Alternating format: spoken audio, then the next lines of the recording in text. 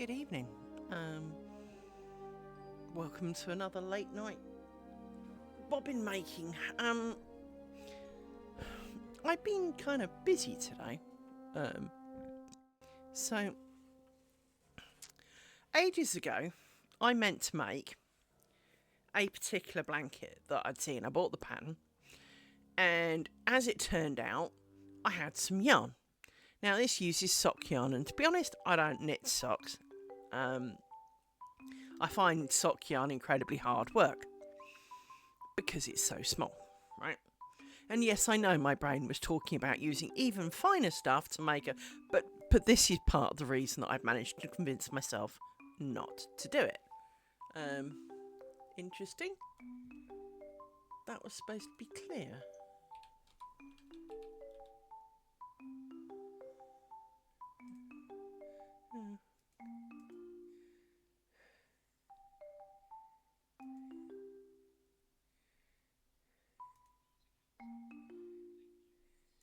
It is late night, Liz. Hello.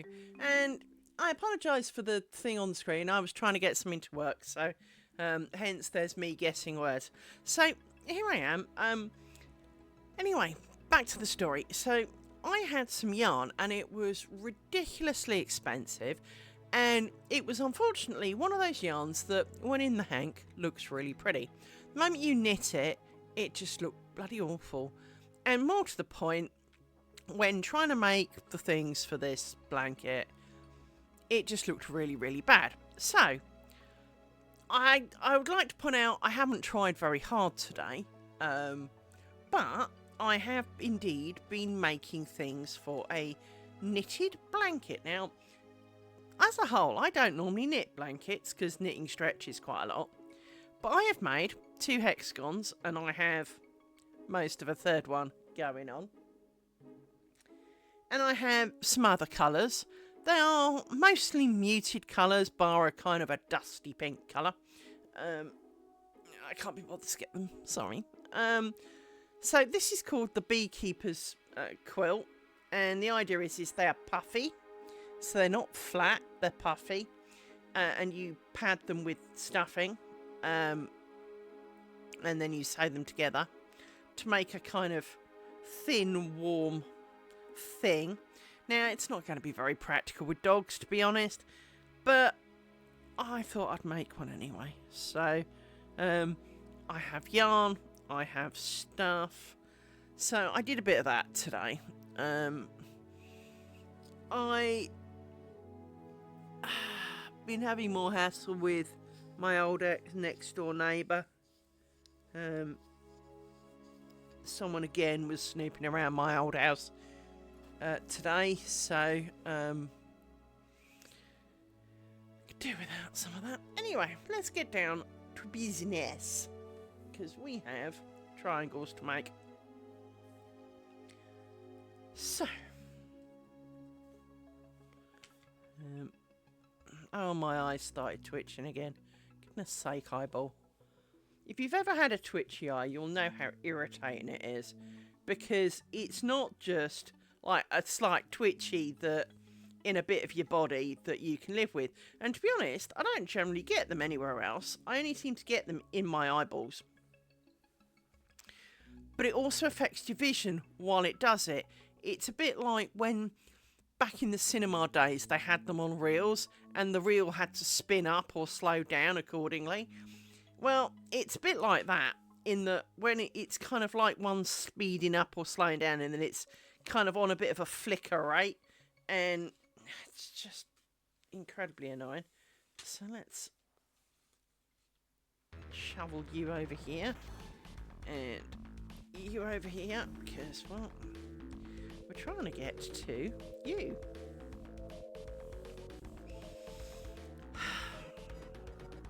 And now my bladder wants away. It's going to be one of those days, I think. But yes, Late Night Liz is going to be doing some bobbin making, so that some of our alternative time zone friends are more able to attend. We did pretty well last week, so let's move this a little bit so that I can have a bit more of a straight view to my pillow. There we go. Nah. Good luck with that.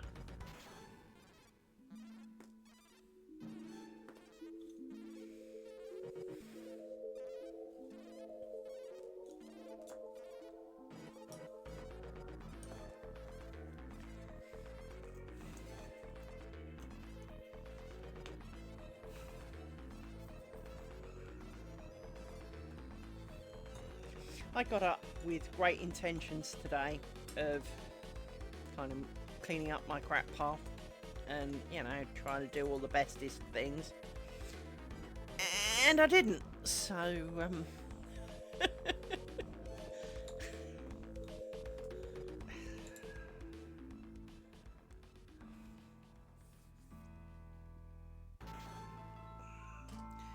can't really argue a lot with that, because I didn't do it.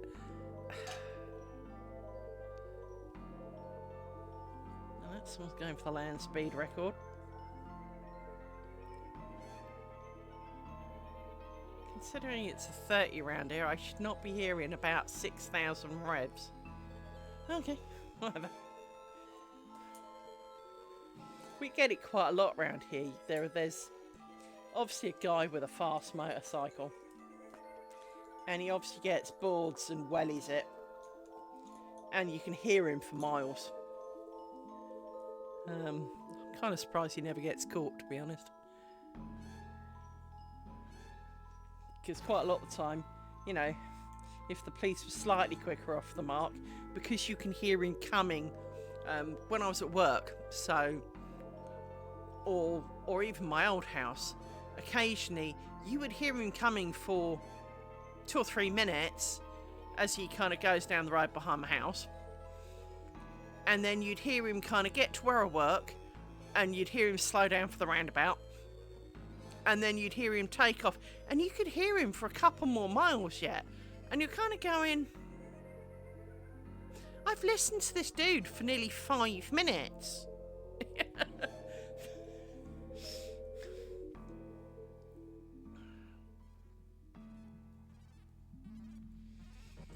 There used to be lots of good speed, well, from a safety point of view, they're safer, blah, blah, blah, I get all of that.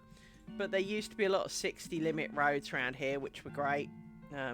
Well, at one point there were 70, but single lane roads aren't 70 anymore, so...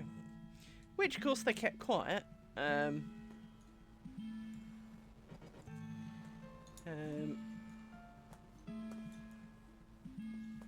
So yeah, I've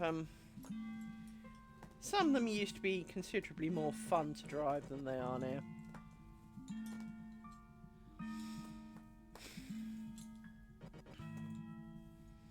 And quite a lot of them are. I'm not entirely sure why they've been lowered down, because, you know, it's not like there's residential on it or whatever. So it's not...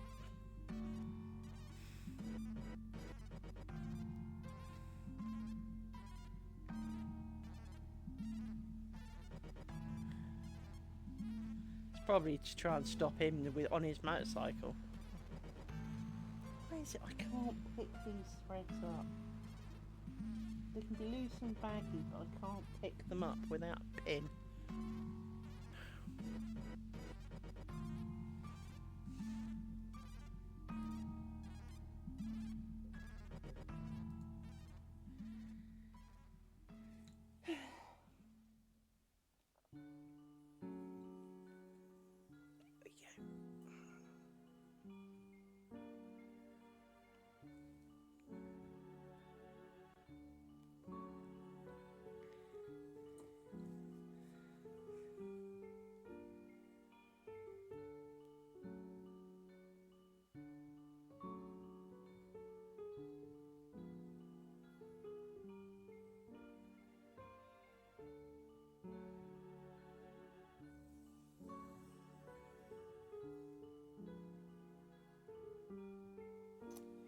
Sake.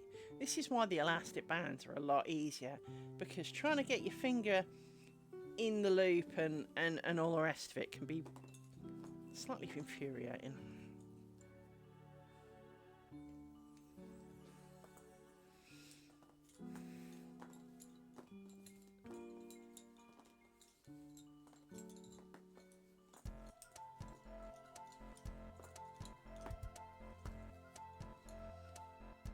Did I add one?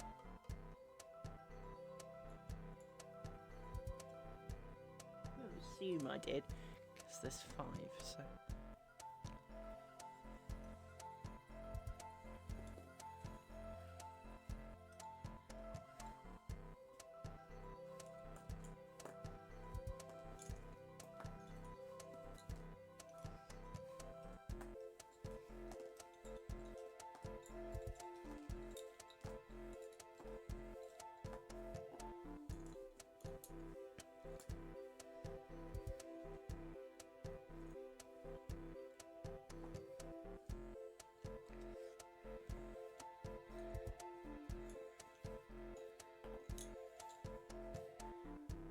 So how's Naughty Celt this evening?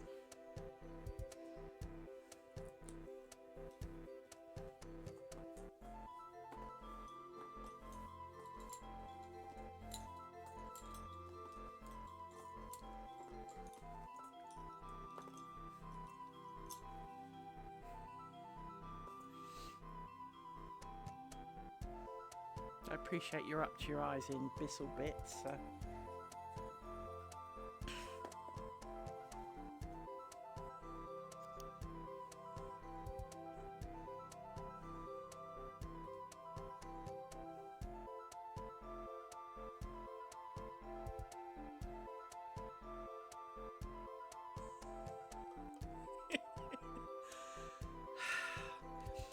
Why is... I mean, I used to...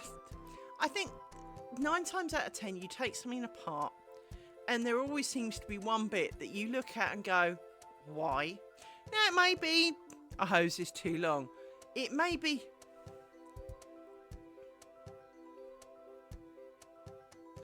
I understand. One of mine's been playing up this week, so I understand that hip issue. I think, as I say, there's always something. It's the... If you've ever taken a laptop apart, every cable now in there is made out of basically tissue paper with a bit of printing on it. So, and you've got to try and tug it in and out of something, and you're just thinking, this is going to rip clean in half. And like you had when you were taking your Bissell apart, there are parts where you're sitting there going, if I do this, this is going to break. If I have... Because...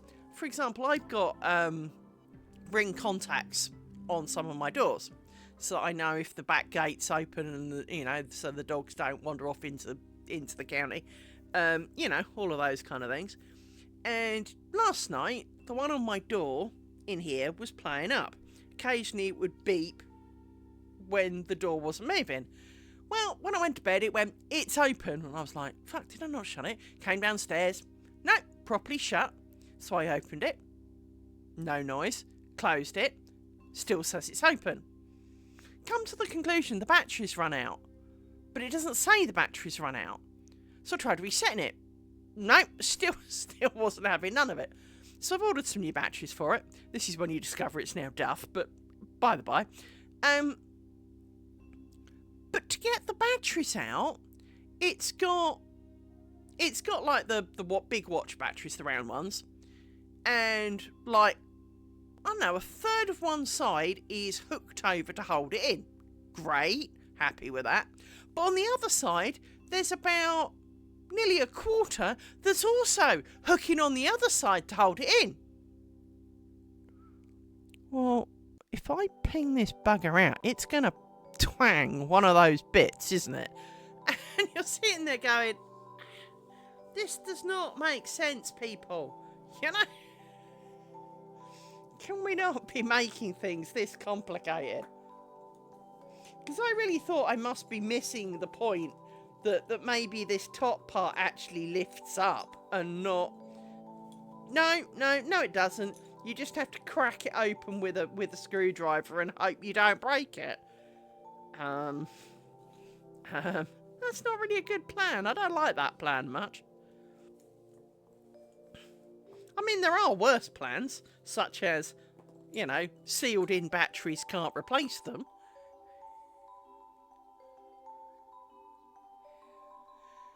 Yeah, and the problem is, and, we're old, so we can say this with confidence, they don't make things to be maintained anymore. They expect that the moment it goes a bit wonky, you chuck it and get a new one.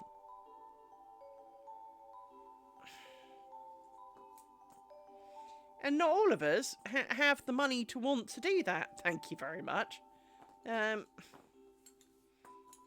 Should Jeff Bezos or Elon Musk or somebody want to, fund this for me? Fine. I'll take part in that shenanigans. But until then, if I buy something and it costs a reasonable amount of money, I want to be able to fix it for minor issues. And the fact that you are supposed to be able to place the batteries on these sensors just makes it more ludicrous to me that they've made it so wretched hard.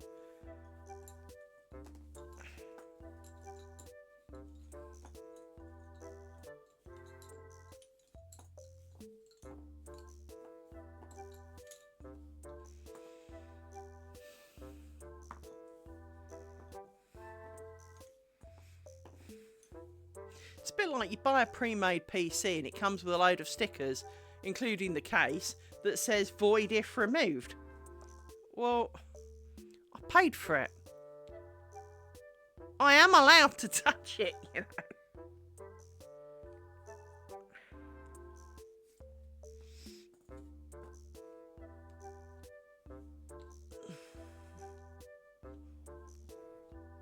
looks a little bit crowded back there. A bit of a tug. It's because you are wrapped around a pin that's not yours to be wrapped around.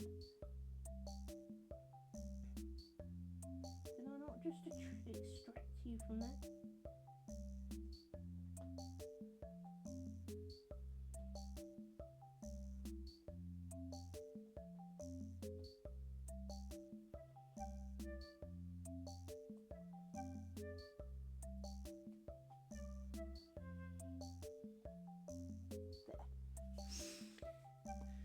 Sorted that out.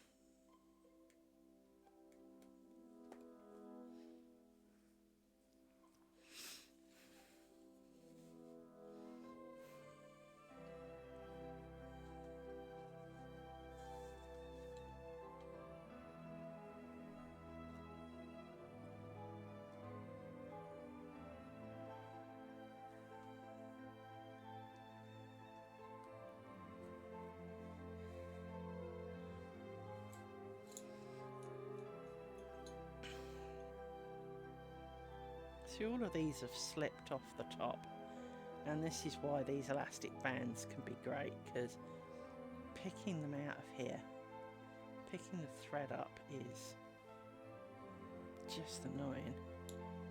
So let's get me, there they are, hiding.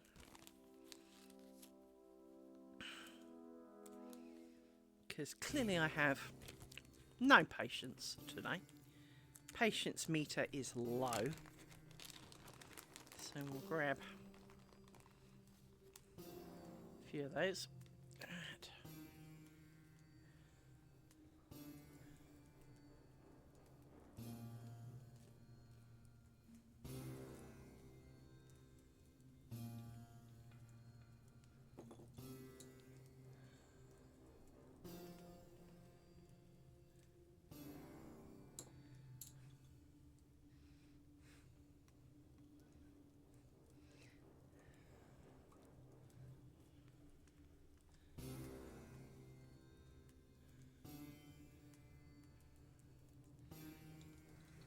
Getting an elastic band that's kind of gone wonky, glued itself together. There we go.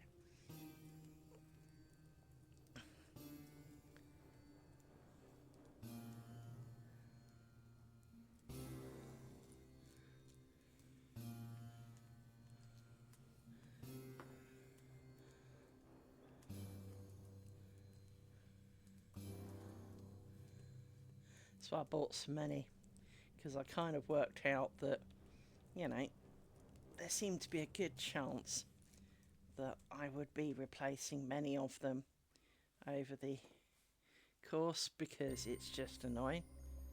They sometimes stick as well.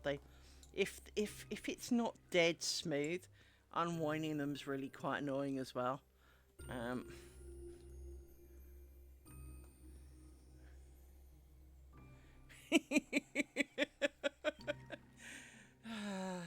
you go back to it. I understand. I understand the taking breaks. We're here for you when you need us. You know.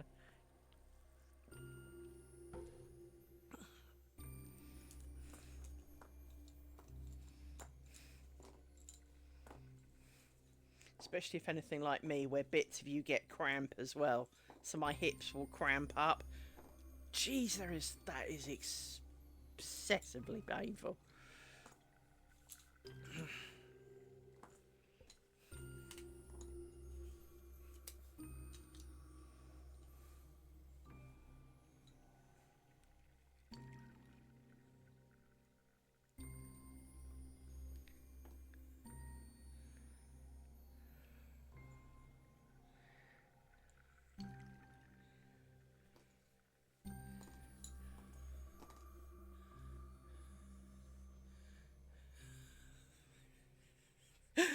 Well, you know full well that I'm always here for you if you need a rant. So, you know, you've got a more direct access to rant if you need, because you know I'll understand.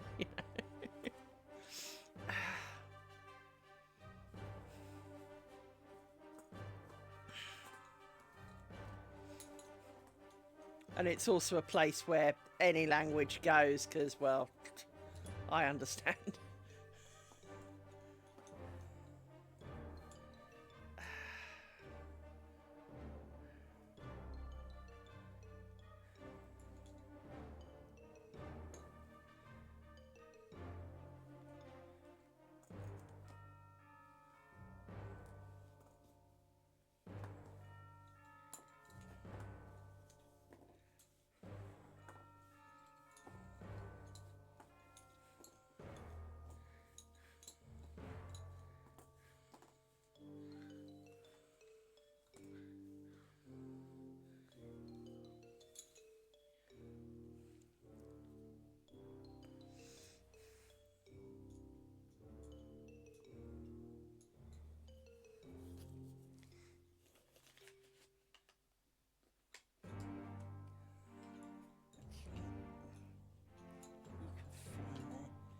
Just go in the wretched stick, okay? Stop being annoying. Just do as you're told. You're only in there for a bit.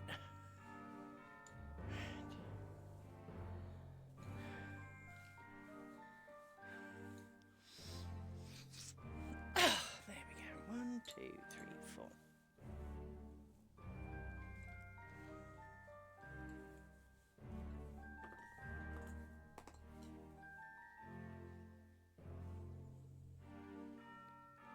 Okie doke.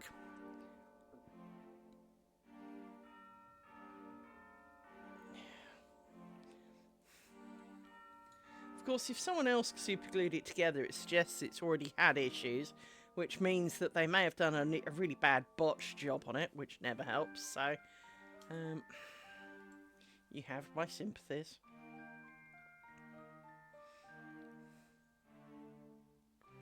It can be bad enough doing it when it was factory done, let alone when it's been bodged. So, as you say, when they've, like, you know, almost put spot welding on it for the fun of it all, and you're like, they've melted the plastic and joined things together, and you're like, oh dear God, no.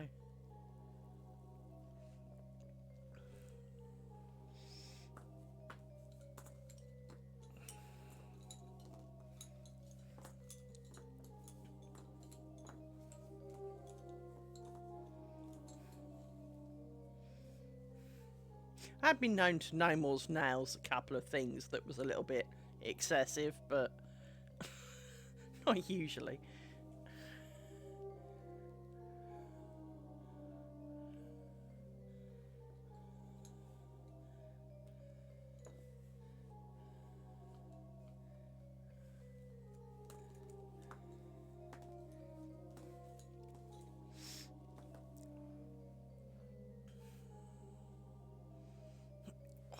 itchy, itchy.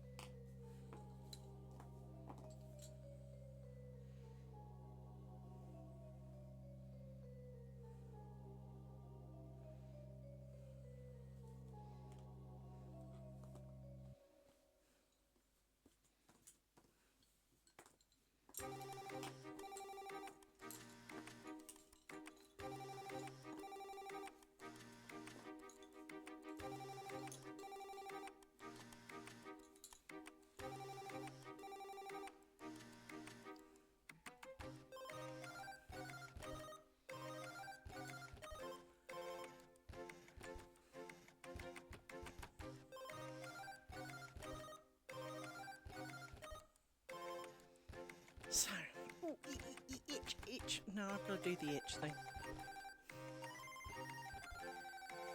Got to deal with the itch thing.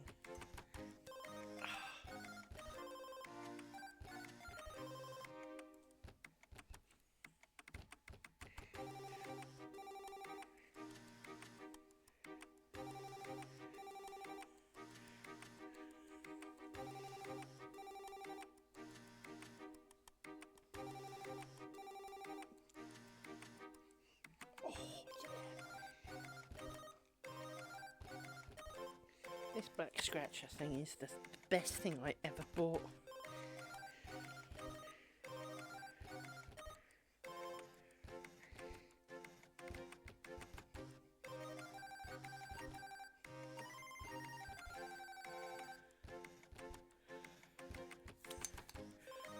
It has little teeth, look, and they're rounded, so they've really kind of they kind of scratch, but they don't like tear your skin off, which of course is useful because when I've got an itch, I will scratch till it stops itches, and if that means the skin has gone, that can be fine by me, because as long as it stopped itching, that's all that matters. So it is quite kind on the whole kind of, but it is also, because it's metal, it is really quite good for the whole scratchy thing.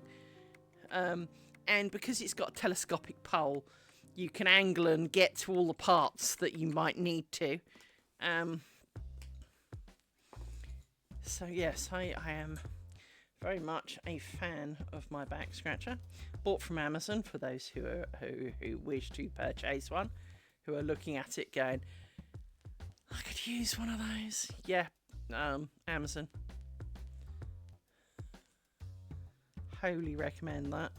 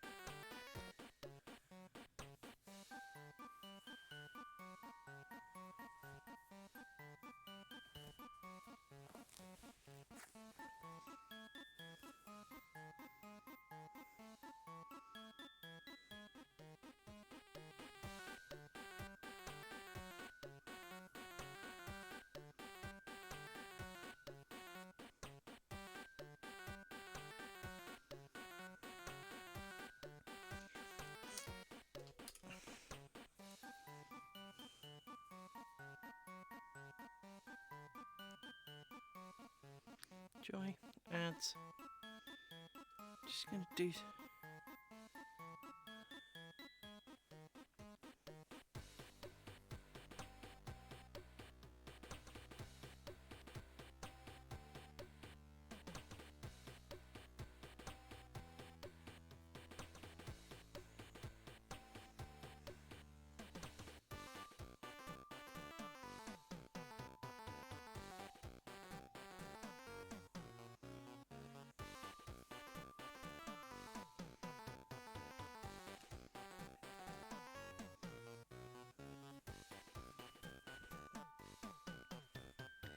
That's better. Ah.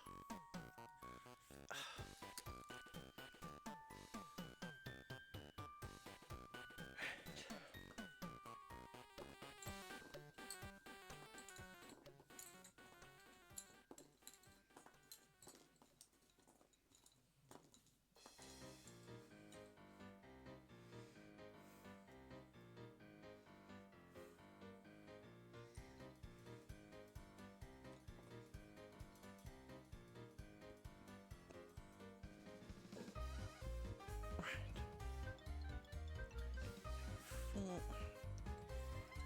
3 more of you, because 7 is proving to be a good number for this. Now,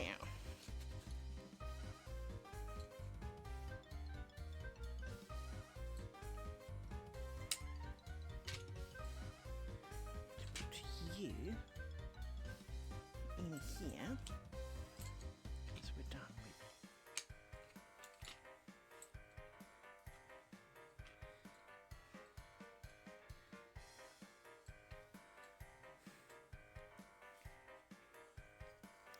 Now,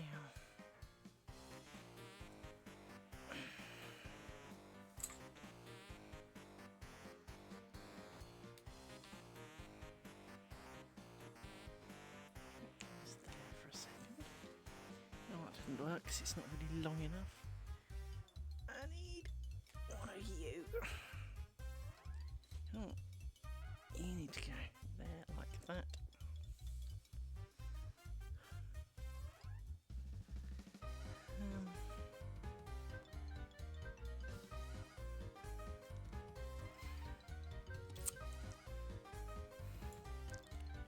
See, this is the problem. They fall forwards out of the sticks.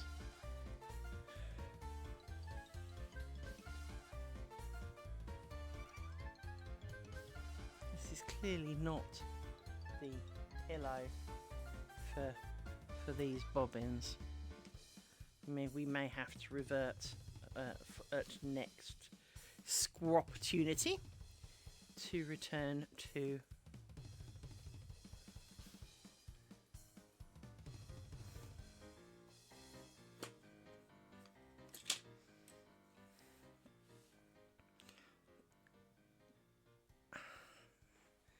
we may go back to the previous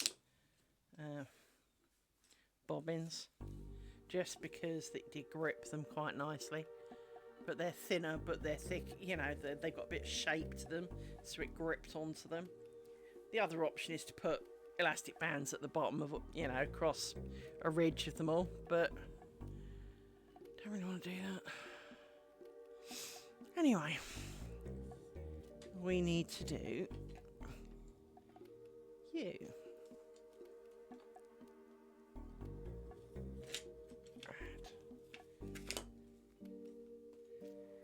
Right. I was going to say, my internet farted then. Sorry about that.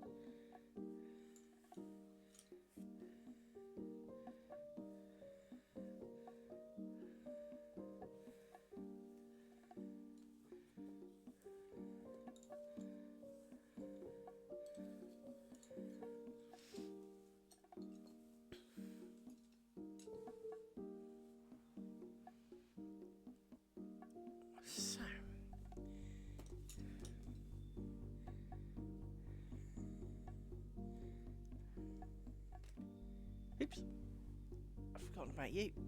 Even though you're bright red, somehow I managed to forget about you.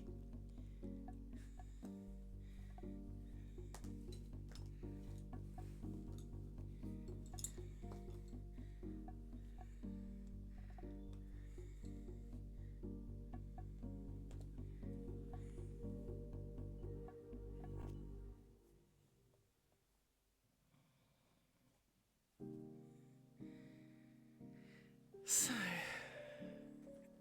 now, I feel the need for some pin pushing, because, actually, you are, or are you not? No, it's just you I need to worry about. You I did not. Okay, time to play with my new toy. See how well it lifts pins that I've pushed down. Once again, struggling with the hole.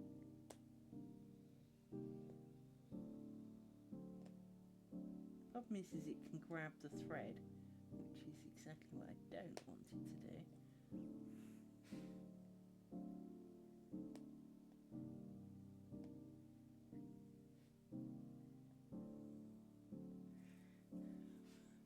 Which is why you'll see me kind of wiggle it up a bit, but not a lot, and then take it off and put it back, because that way I can check that there's no threads that I'm trying to all but cut underneath it. So there we go.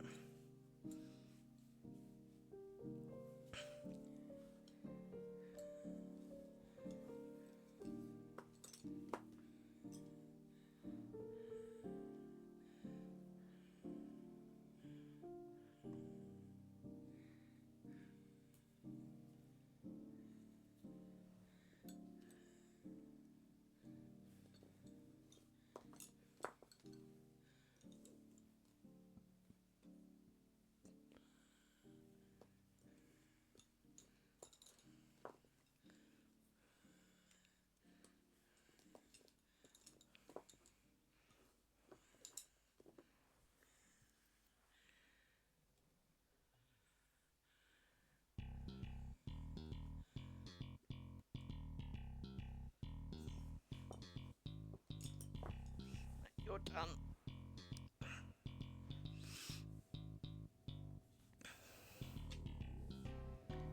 Slightly wonky angle. Sorry for anyone with OCD, who will now be somewhat unhappy because my pillow's very much off centre. Can't really. There you go. There's only a limited amount of things I can do about it.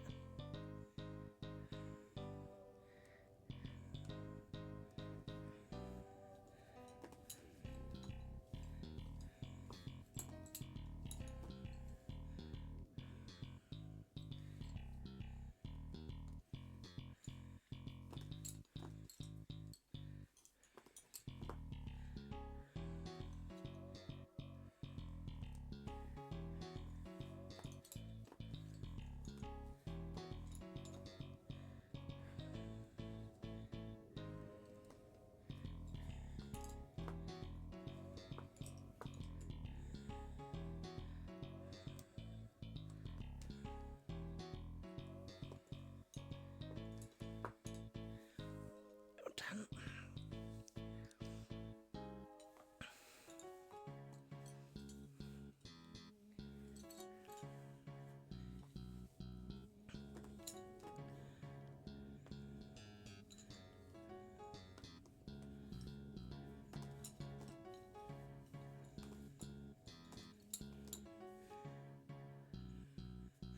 Apologise for any dog snores, farts, scratches, etc. that you hear in the background.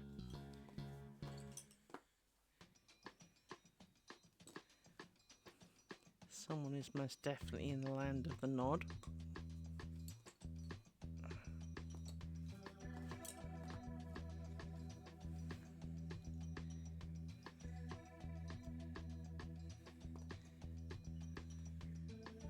Everyone would think she'd worked a 60-hour week.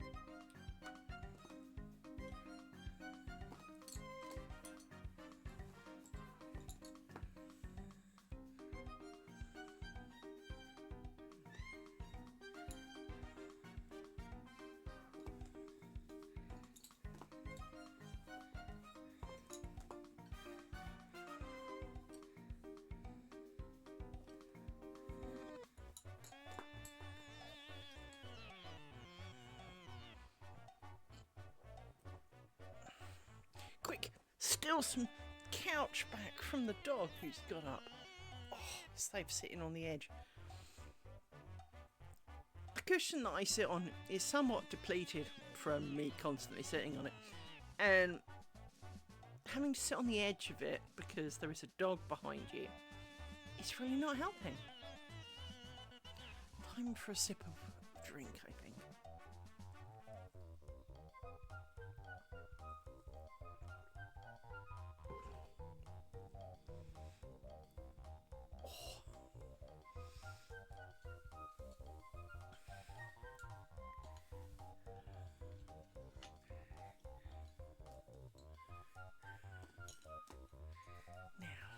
I'll turn this in this direction now, because I can move. There we go.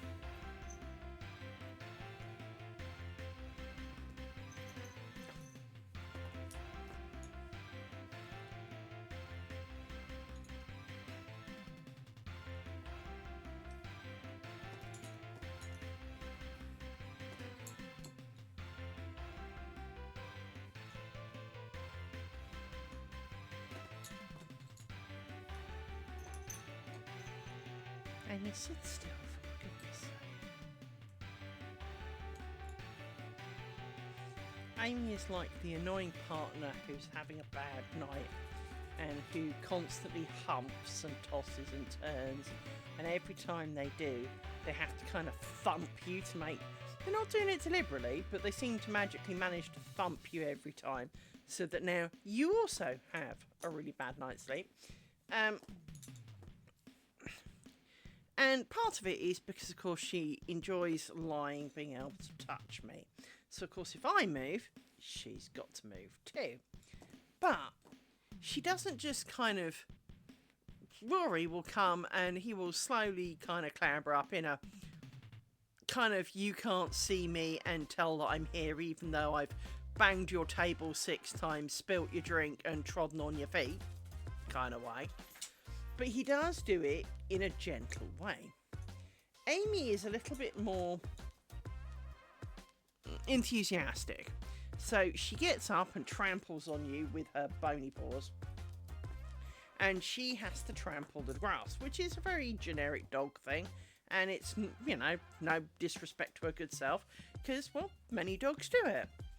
But there isn't no grass on my couch, I'm pleased to confirm.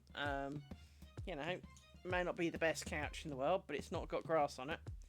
And so trampling the grass does not make it flatter, does not make it more comfortable, does not do anything for it, in fact, other than each time she cycles round in her trampling the grass shenanigans, she bangs me. And it's like as she goes round, and it just kind of says Rory banging me. Thank you, darling. But he has then just laid straight down. he doesn't do the trample the grass thing.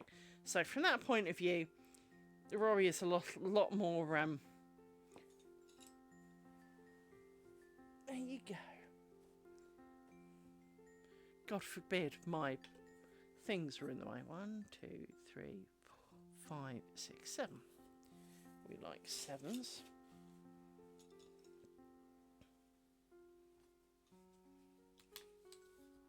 Because you are done.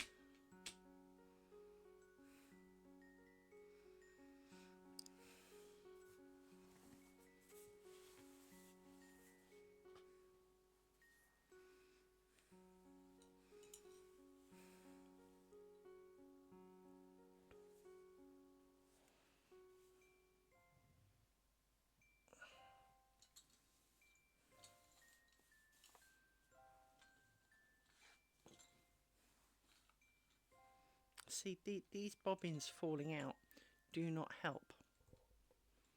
They are distinctly unhelpful.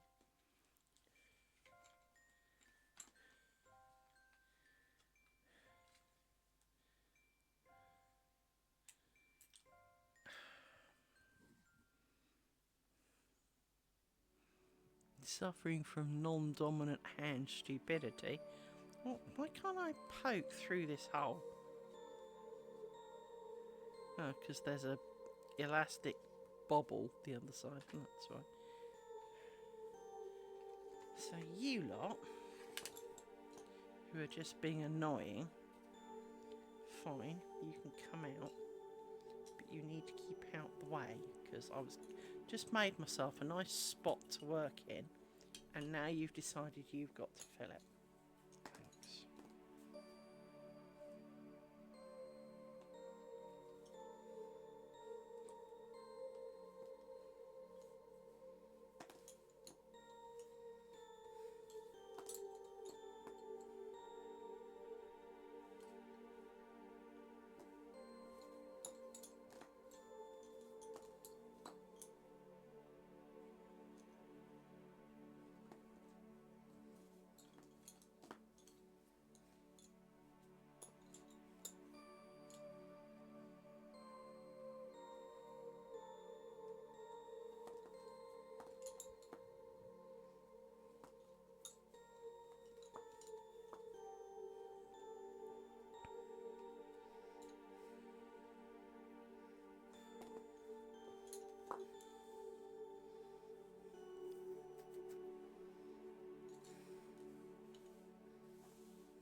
I had such good plans to do good things today, and I didn't do any of them.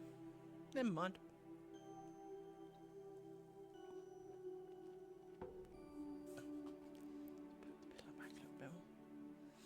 I would rather bring the camera closer, but that's harder than it sounds, so...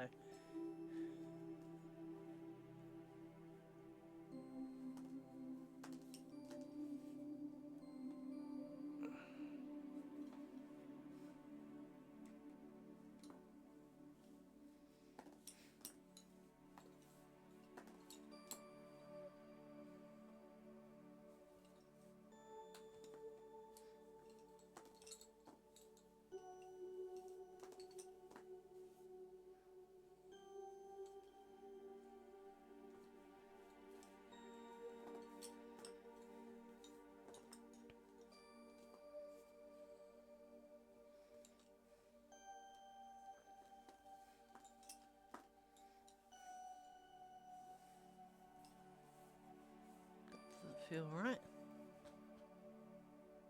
Because he's not.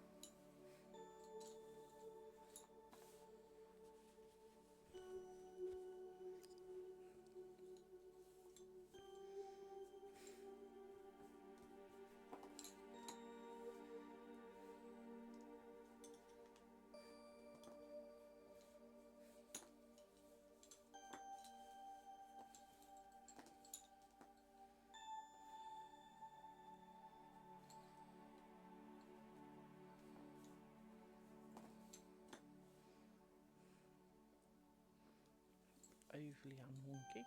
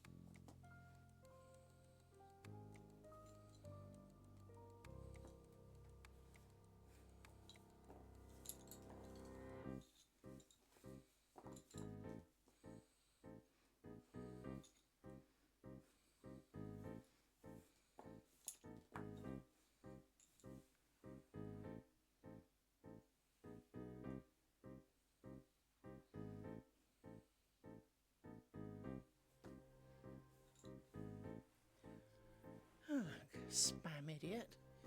We like.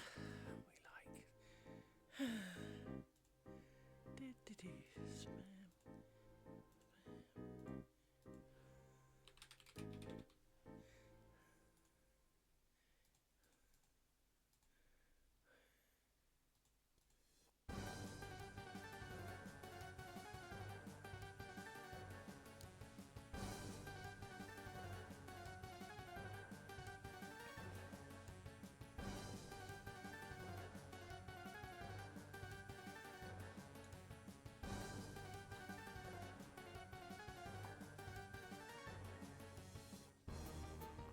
This is for an actual window.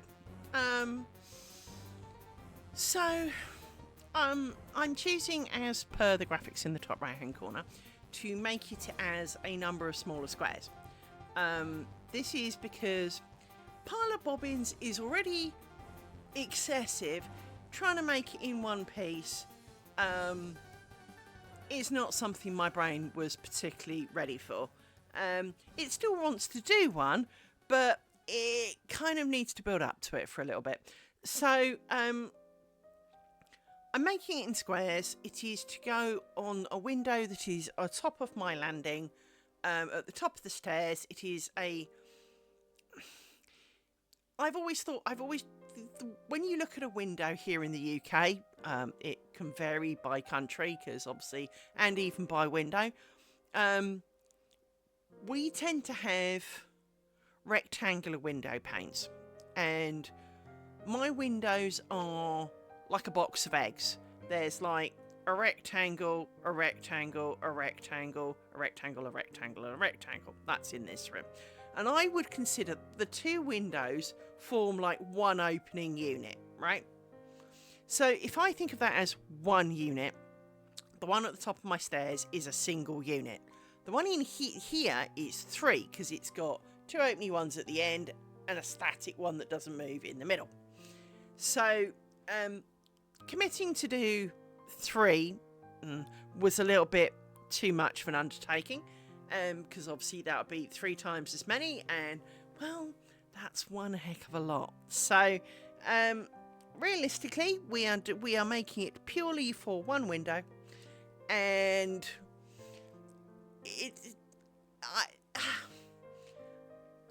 I am not 1000% confident as to how well it will turn out.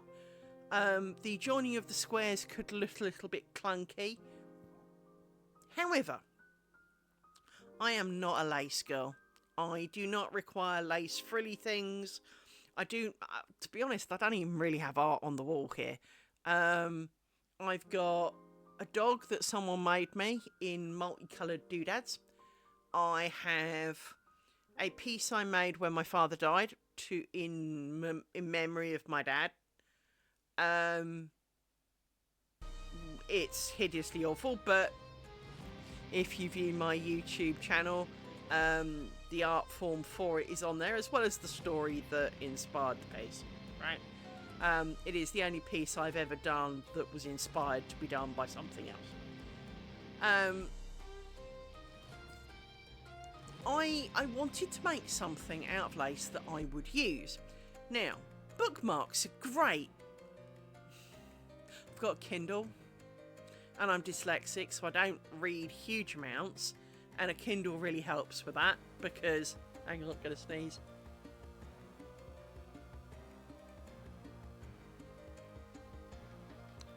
There you go. You have no idea how grateful you were I muted that. Otherwise I'd have blown your speakers, I think. So, because I don't really have artwork, making a lace art piece isn't really my thing. I don't require doilies. I don't require anything particularly, I don't wear lace. In fact, I wear mainly men's clothes, so I definitely don't wear lace. I don't even wear patterns. And, I really struggled to think of something that I would use. And, thank you. And so as a result, I saw a lace maker who'd made out of squares a tablecloth. Now, obviously, tablecloth is a bit different, but when it's made out of lace, is it really? And it dawned on me that the one thing I don't have in this house are any net curtains. Now, apparently net curtains are not a universal thing. The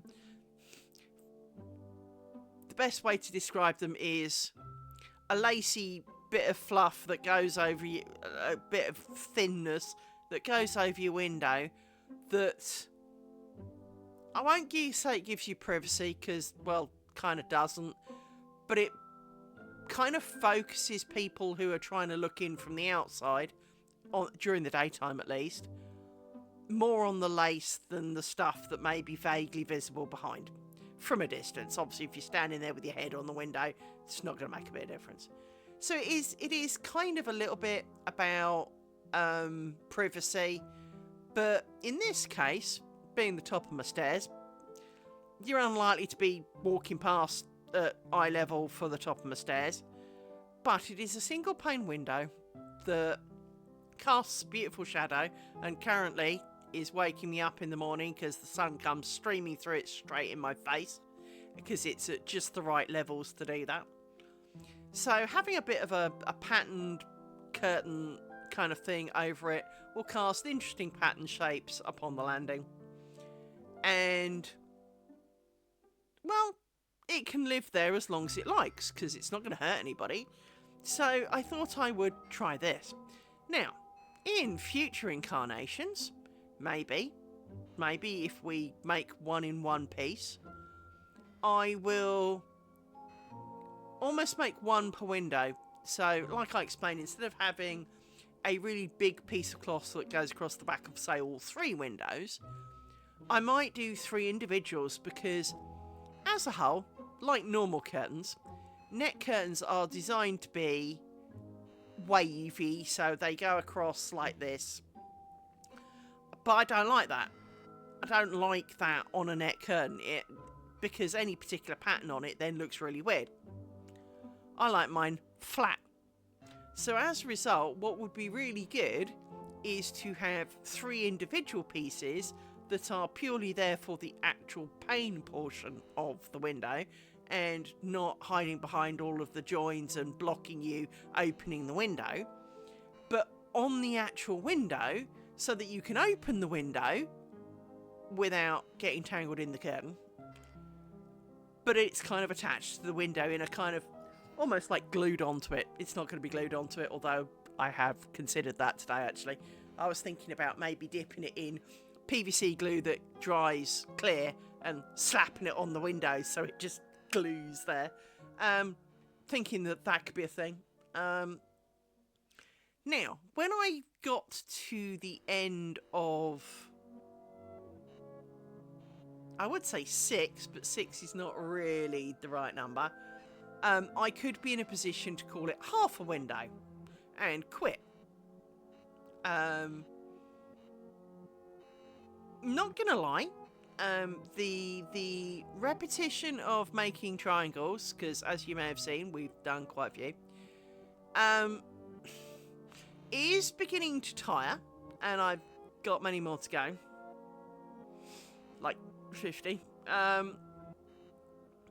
So there is a thought. Now, the other thoughts are that the middle 4 squares, although I've been marking them going across in rows, that's not the order I have to put them together. So I can now get to the bottom 4 and do them differently and make the middle different. I've kind of gone beyond these being the middle ones, so, you know, these would need to be the outside ones. Or these could be the bottom 6. These could be... There are options, right? And my indecisive brain cells are all excited because they love more things to be indecisive about.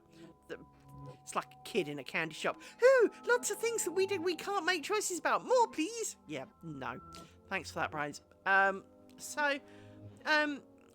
I think I am determined to stick to the plan and make a single pane net curtain.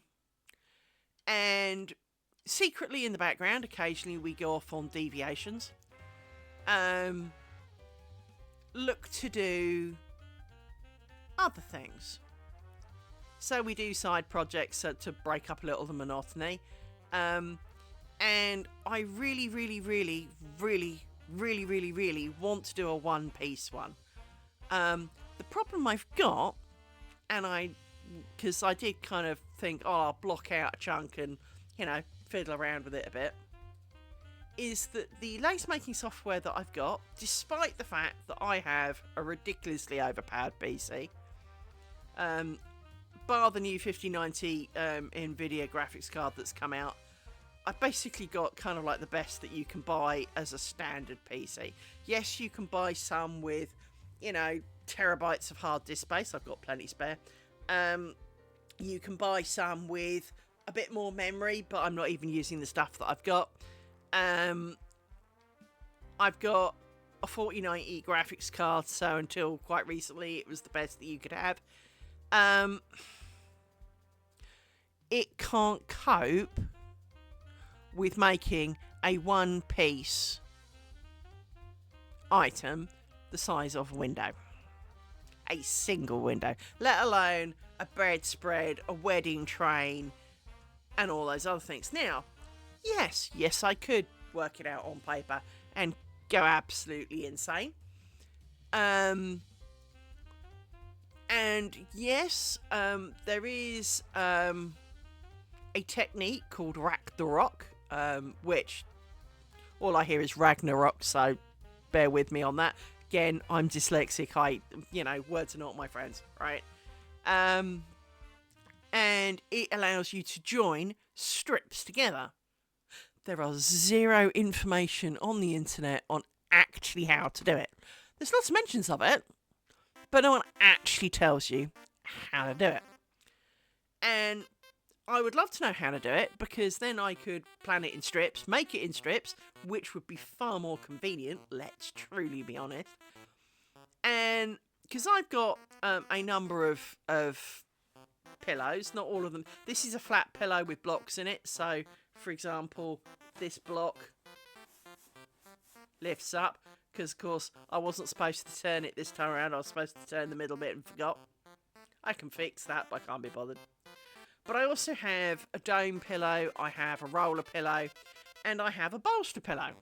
And the bolster pillow is basically a bit like an excessively large Swiss roll. A roller pillow has, hang on.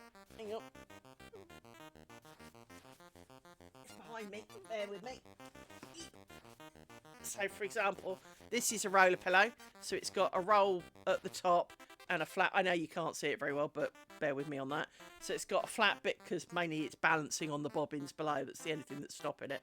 So it's got a bit here that rolls backwards and forwards. This moves, and it's got teeth at the end, and you can basically make long sheets to the width of this. Now this one is the smaller one, and I've got a slightly bigger one. And I really like these because, unlike the block pillow, so in theory you could do the same with a block pillow. You could make a long sheet, but you've got to slide the box up, and my autistic brain cells will not let go to the need to put a pin in between the blocks. It just knows that I'm going to have to do that, and my brain will melt because it's not helpful, right? Whereas this, you go round and round and round and round and round, right? And I've got one that's slightly wider, so I can do a wider, I mean, it's nearly 12 inches wide, it's huge.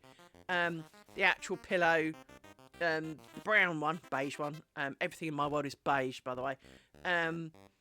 So the beige one I've got is 72 centimetres long and has kind of a proportional roller. This one's the smaller one. It's not small, obviously, but it's, I mean, here's a hand, so it's not small. But it is a little bit more wieldy and lighter, although it still weighs a ton. Now, my bolster pillow, which I'm not going to go and get, because it would come up to about here, is huge. It's 80-something centimetres long. Might even be 90. I think it's 90 centimetres long. And it's about... By the way, I interchange centimetres and inches because my brain cell's crap. So I'd say it's probably 22 inches round. This thing's huge. But it would mean I could make my single net curtain for a window in one piece. So hence my brain cells are going, oh, but I want to. Seriously, it's like I've got a bunch of toddlers up there, right? And they scream and they shout and they... Seriously, my brain cells are bad for me. So with all that in mind, my brain is planning multiple options and going, but I could. Brain cells, this is going to take us nearly 18 months. Calm down, You're not... I mean, I've got other projects on the go, so as you've seen, I've got a bookmark. I am tackling my nemesis. In lace making and in many other hobbies, there are things called picots. In lace making, this is where a pin, usually at the edge, makes a little loop. And to me, it looks like a cup. It looks like you made a really glaring mistake that you put your pin in and you got things tangled, and now you've forever got a loop because, well, you're not supposed to have loops. It's supposed to be, like, for example, down here is a lovely straight line, right? So if you had a pin loop in it, it would look really stupid. Now, obviously, on said bookmark, I know it's pink, but that's because, well, I've got a big thing of pink, and I'm not really a pink fan, so pink it was. And I used it for this, which was me trying a different lace making technique. This is called Flanders, and the only thing I don't like about this is it's not very lacy. It's a bit solid. So if I was making a bedspread, this would probably be quite good. Even a tablecloth, because it's quite firm and it would be really hard wearing. But lace is not associated generally with hard wearing, stiff fabric. You think of really light, dainty, floaty, delicate stuff. So I had a go at this, and there were a number of things I wasn't overly keen about it. There are worse things to do. I can assure you, picots are one of them and tallies are another. But didn't overly enjoy it, but I understand how it works, and now, should the need arise, I can do it. So it got me on to thinking about my tallies and how I really, really loathe, picots, and how I really, really loathe them. And I decided that I really ought to give picots a bit more effort and at least be able to do them, even though I don't like the look of them. It's one of those, just because I don't want to, and, by choice I never will. There are some, I have seen some, in their defence, that don't look stupid. Now, lace making's made around the world, and frankly, there are more variations on a theme than you can even imagine. Being British, I am able to find more information about British kinds than many others. Flanders is obviously from Belgium, so but that one has a really nice, I've got a couple of books on that. I've got some Milanese, I've got some French, I've got a few, but many of them, imagine I showed you how to do something on here and there was no replay, but you came along, you watched me do it, and I told you what I was doing, and you had a bit of a go, and you went home. What you remember and what I did may not be an exact match, because, for example, in lace making, we talk of cross and twist. Well, if you remembered them the wrong way around, for example, so you know that they're called, that cross and twist is one over the other, and one goes one way and one goes the other, but you've forgotten which way round they were. That is the difference between Buck's Point and Branch, which is French. In Buck's Point, you have 4 bobbins, and you go cross, which is left over right, and 3 twists. 2, 3, right? In Branch, you do 1, 2, 3 cross. Really? But other than that, it's exactly the same. And in fact, in Branch, you can do it the other way, and they refer to it as closed. So it's the same.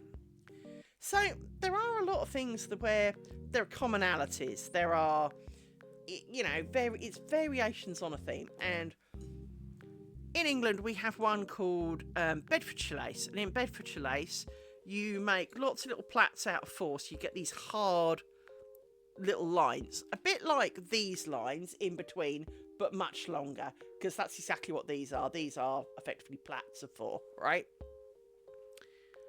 And then, but 90% of the motifs are flowers. Well, then they use picots off some of those plaits, like buds of on a stem. And in those scenarios, some of the picots look good. But they're picots, and I don't like picots, so I've been kind of avoiding that because, well, they're picots. So I have plans to try lots of other lace type things, just because the understanding of how they work, and so I don't take full credit for this square. While it is a square of my own devising, I do not take full credit.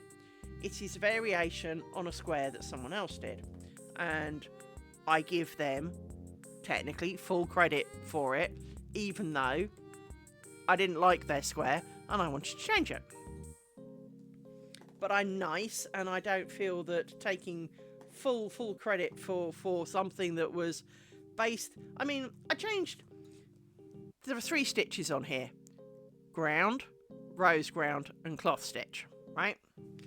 The only ones that were the same stitch are the cloth stitch. Everything else got changed.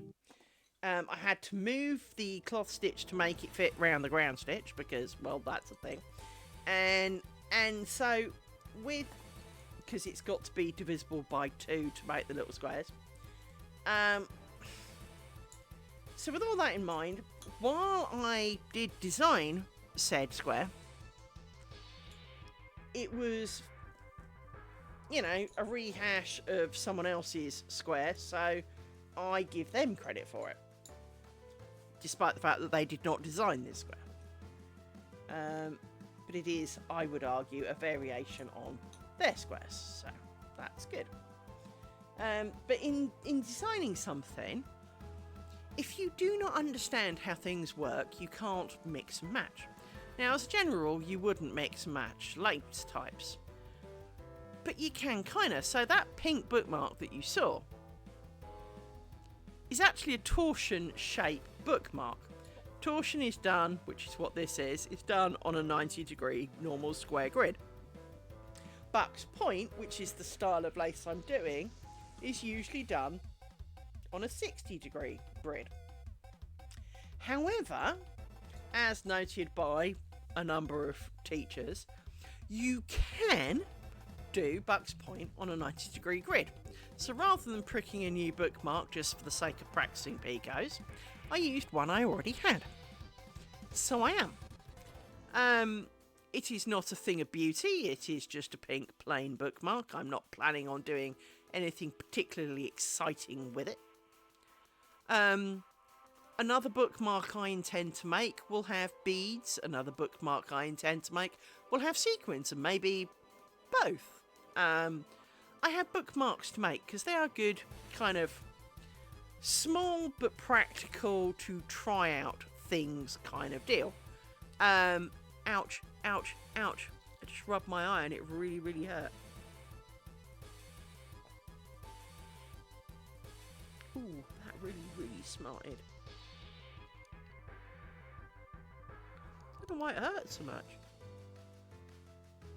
It's not like I scratched it with a fingernail or anything. Bear with me one moment so I check that there's no long-term side effect or interestingness going on.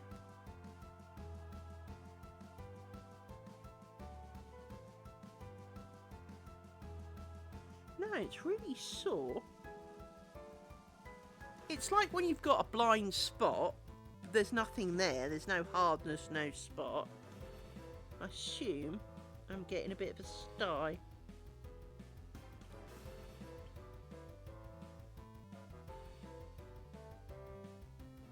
Yeah, I think I'm getting a bit of a sty. That'll be a fun one. I get little blisters on my lash line, and then they really make my eyes hurt, but usually they feel like grit in your eye. This is more of a spot. Oh well. Webs. The world will keep turning. It's only an eyeball. I've got another one. So yeah, I have many plans, but at the same time there are many other things that I need to do because, like all of us, the over repetition of something can lead to kind of wanting to give up. And it's a bit like going on a diet. If you well, it is, and to be honest, I have suckety glasses. I'm going to take them off. They're not the cleanest, but you know, that's what my glasses seem to spend. I seem to spend my life cleaning glasses. But let me quickly just give them a bit of a wipe. if I rotate them, you can probably see that the coating on them has worn off, which doesn't help. Now, in the UK, you go to the opticians and they go, yes, madam, you need a new pair of glasses because your eyesight, your prescription has changed. And you go, well, that's kind of why it came. But yeah. To replace your lens, we will charge X pounds. Do you want anti-glare and protective this? And if you say you don't want anti-glare, first thing they go is, oh, we don't stock those. So you advertise that you can do glasses in an hour, because a number of them claim to do like fast glasses, right? When in actuality, so this is quote optional, but basically it's not optional if you need your glasses now. But I have to pay for it. Yes, madam. So it's not really optional then, is it? If I've broken my glasses and need a new pair, as I've done in the past. Dog head butted it one too many times and caused it all to snap. And they kind of go, well, no. 1, 2, 3, 4, 5, 6, 7. And so you're kind of going, yeah. So realistically, you can't not get them without coating. Now, allegedly, some places might recoat them, for which I do need to investigate because that would be good. But I'm also aware that realistically, I need a new prescription. But some of it is that it seems like I need a new prescription because the coating's worn off and it causes not blurriness but distortions, and that doesn't help. So basically my eyesight is screwed. I'm screwed. But I also, don't overly want to go and get a new pair of glasses because I'm incredibly short-sighted. And as a result of being incredibly short-sighted, glasses for me are nearly £1,000. And I don't really enjoy that. So I put it off, basically.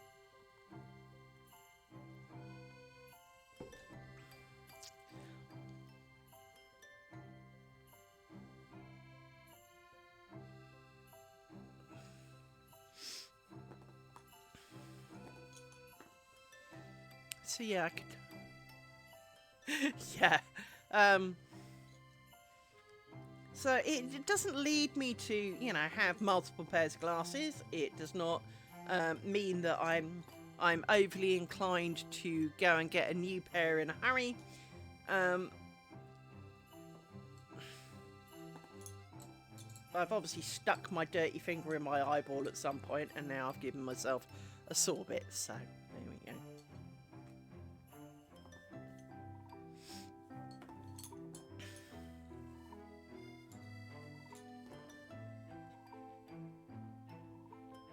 But for anyone who wears glasses, they do know that your body seems to spend its entire day making your glasses dirty. And that's all it seems to do. So I spend my day cleaning them, and then of course the coating comes off, and I'm left kind of going, because I don't know whether it's my body type, maybe I'm acidic or alkaline or whatever, but basically that coating comes off in about 3 months. Hence I don't rush to go back, because I'm not spending that kind of money every 3 months to get new lenses. And because even new lenses, so let's say you, because these are really cheap frames, but even if you buy the cheapest frames that, don't make you look too gross. Bear in mind, of course, my eyesight is so poor I can't tell, because, of course, there's no prescription lenses in the glasses, so I can't put them on and stand back and see what I look like, because I can't see that far. I have to leave like snot trails on the glass, and, well, you can't really tell what they look like when your nose is stuck to the mirror. So I just tend to go, I like, they'll do, and buy them. So I tend to buy the cheaper ones, to be fair.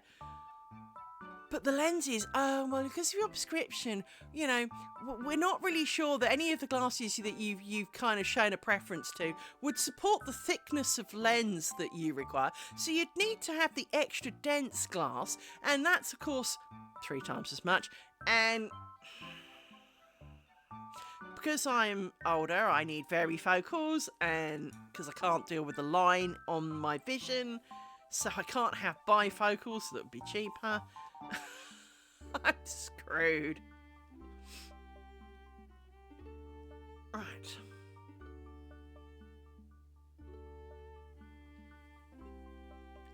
Now we need you.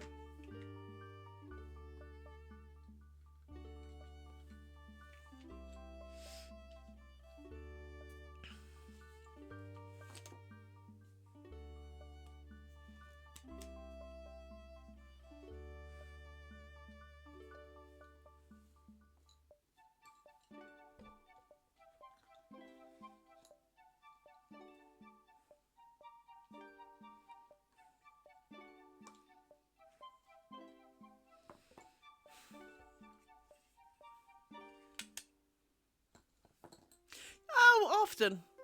I've also got a kind of an eye massagey thing because I do get migraines, not related to my glasses, although my glasses don't help. So I'm just trying to extract some of my. You probably can't hear me if we're in ads, so I shall wait.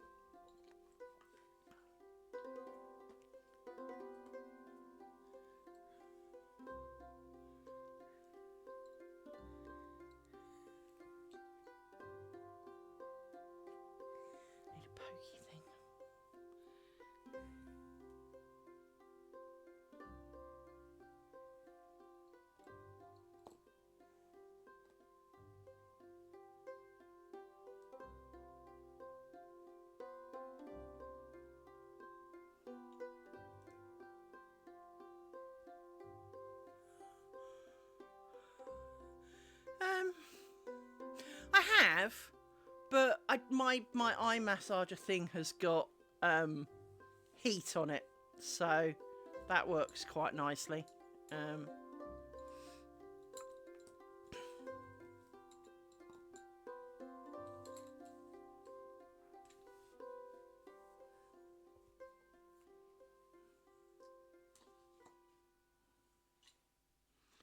Stop falling out. Oops. There we go.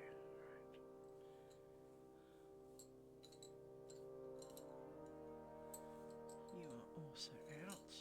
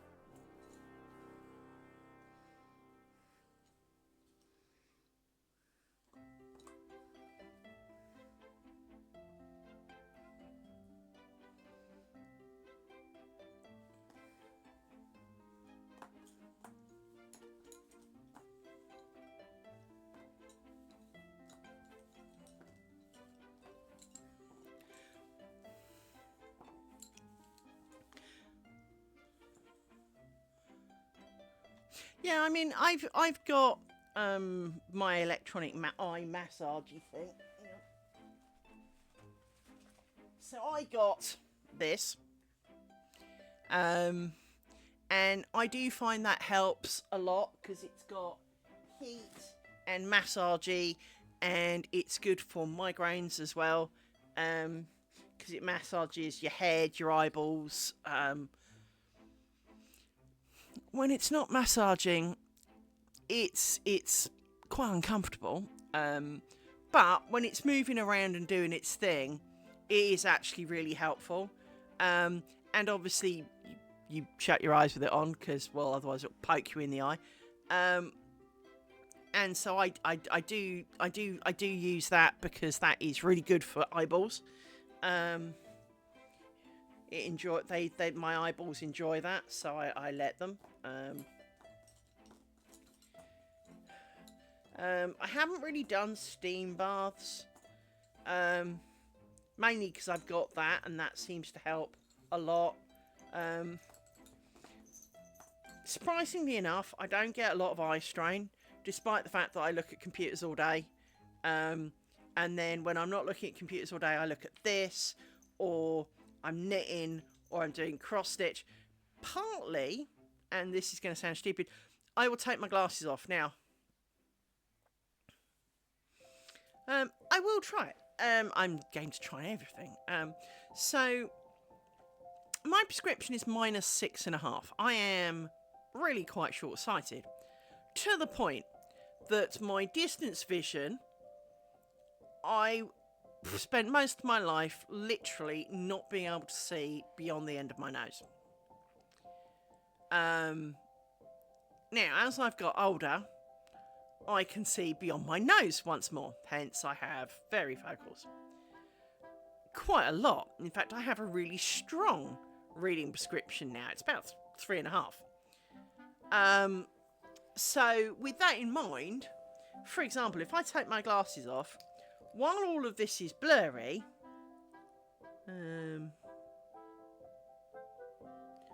about 10 inches away from my face now I can see up to. So I find that when I'm doing like cross-stitch knitting, because it's hard to explain, but due to being exceptionally short-sighted as a child, I naturally gravitated to holding things really close to my face. Because I didn't start off this blind, I grew into it.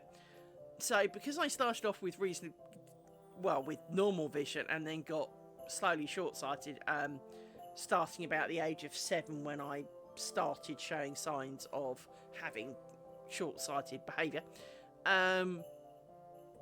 I naturally kind of started getting things closer and closer and closer because, well, glasses, and then obviously things like we had projectors in my school, so there was a thing on the wall and I wouldn't be able to read it because it was blurry. Now, in part, this was because the teacher's handwriting was shit and the actual projector was blurry, but it also didn't help that my eyesight was changing. So during that time, I learnt to gravitate things up to my nose to be able to see them. So I still, to this day, naturally hold them about 9-10 inches, maybe even 8, depending on what I'm doing.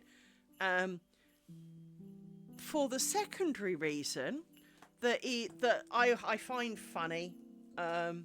So, if you have ever looked into how glasses work, which generally is not something someone will have done, when you have reading glasses, they are in effect a magnifier. Hence, quite often, you will see 2 times, 3 times magnifiers written on lenses for reading glasses to make things 2 or 3 times bigger.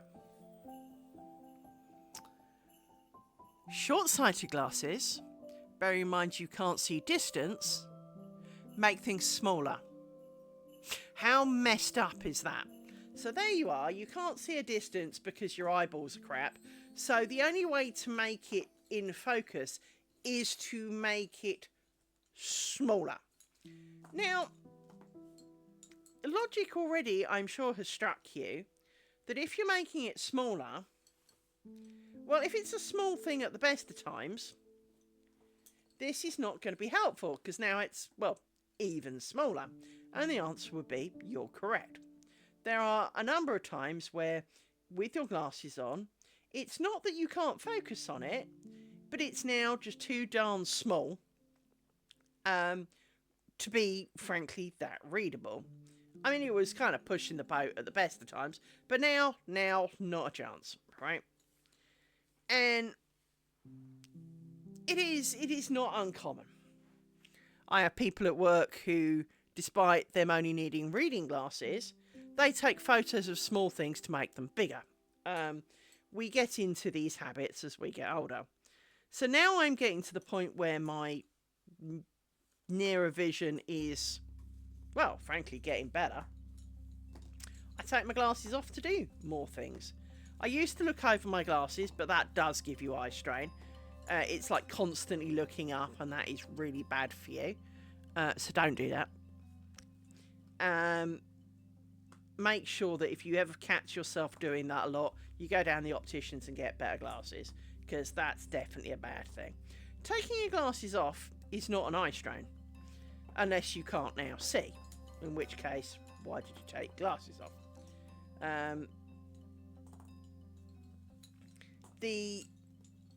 It's right, just making sure I haven't lost track. Well, exactly, right? But if you're doing the looking over the top of your specs things a lot, to read things, to look at something, an occasional peer over the top of your specs is not going to hurt you. But if you do it a lot, so for example, if you're working on your computer and you're constantly looking over the top of your specs because you now need a reading prescription, for example, go down and get one, because you will give yourself horrendous headaches by constantly, effectively looking up. And it's, well, it really isn't good for you. But taking your glasses off, because you still naturally look where your eyeballs should be, you don't give yourself eye strain unless you really can't see what you're doing, in which case, if it's not comfortable. I have a really, really, really big ring light. It's a 22-inch ring light with a camera mount in the middle. So the camera is here, and the ring light is all the way around it. And if I take my phone, for example, you can see the reflection of the ring light all the way around it. So it lives on a big tripod. Hence, moving the light is harder than moving the pillow. The pillow sits on a little pedestal table, so I can move this around. It technically also does angles, but I don't let it do that because it annoys me. But yeah, it is a really bright ring light, to the point that, if I stare at it and blink, I'm going to see lines for a week, But it does mean that it is really, really bright. I mean, for example, that's without. Now, to you, that's quite visible. I can't see crap because it's a lot darker because the cameras are made an allowance for it, right? There are settings on it. You can have different brightnesses and all the rest of it. But I like my light on. It helps, again, stop any eye strain from staring in the dark and makes it easy to see. It does make a problem in some ways, because obviously, in a way, it's a bit bright for white. So if this paper was white, which is normal, with a bit of a coloured film on it, everything's too bright. But because I've got brown paper, it tends to mean that the only white thing is my actual lace. Therefore, it comes out okay in the wash, and not too overblown, because obviously too much white and light is a bad thing.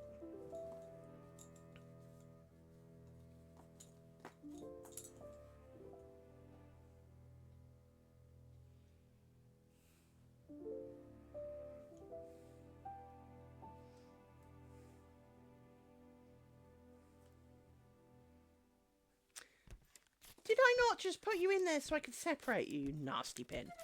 Bad pin.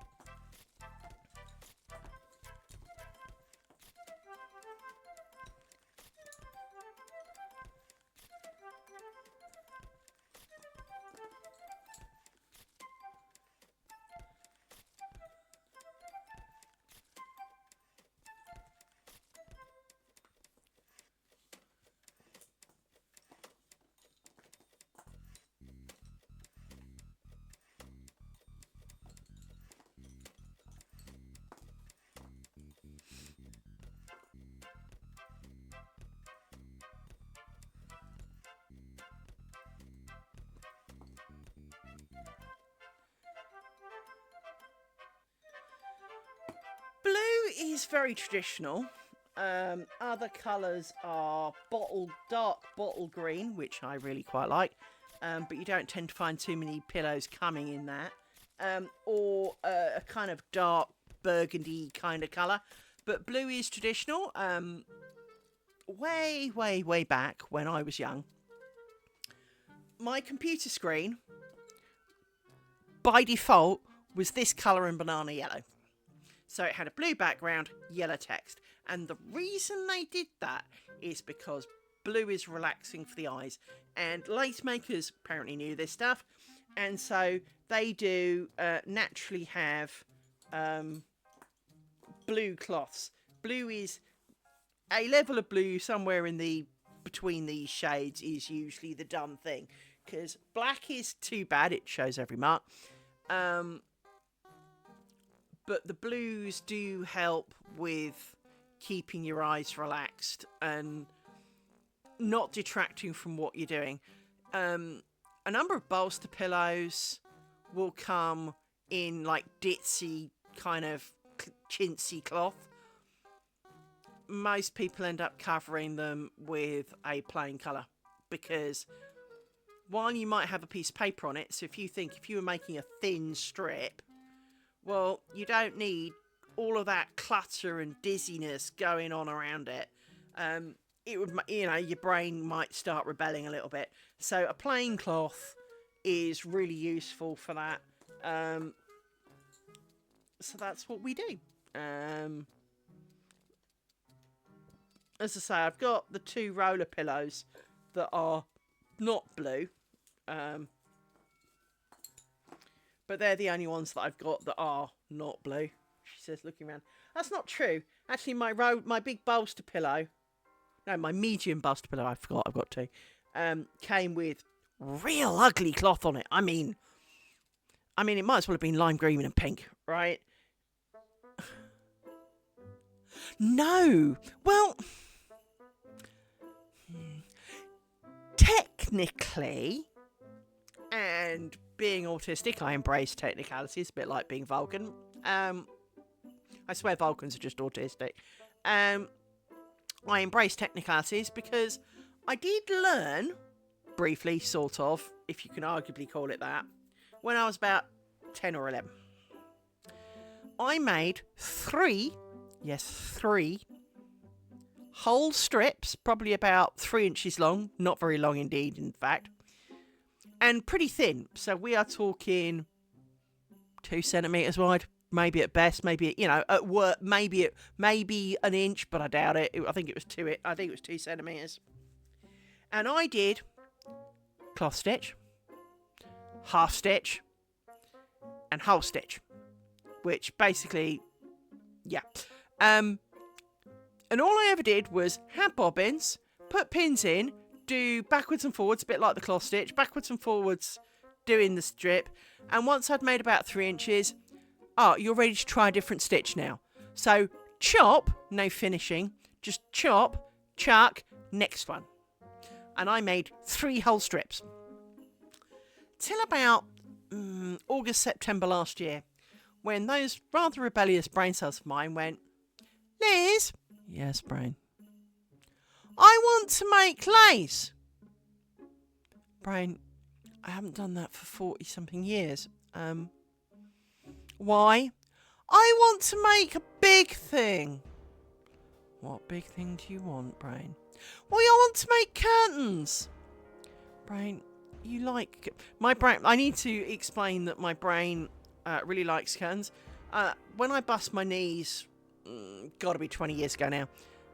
Well, no, it was a bit later than that. It might have been 15 years ago. I couldn't sleep because of the pain. So I taught myself double knitting. And the moment I could successfully double knit a pattern of my choice without going insane, my brain went, Liz? Yes, brain. I want to make a curtain. What? So, remember I explained like the egg box size windows, so the 3 panels of windows.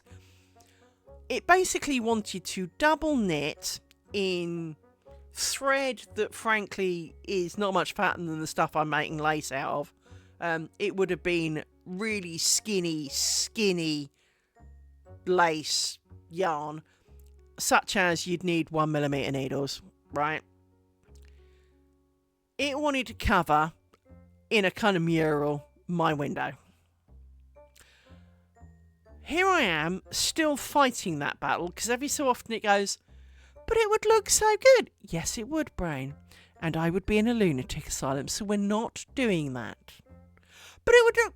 I know, leave it alone.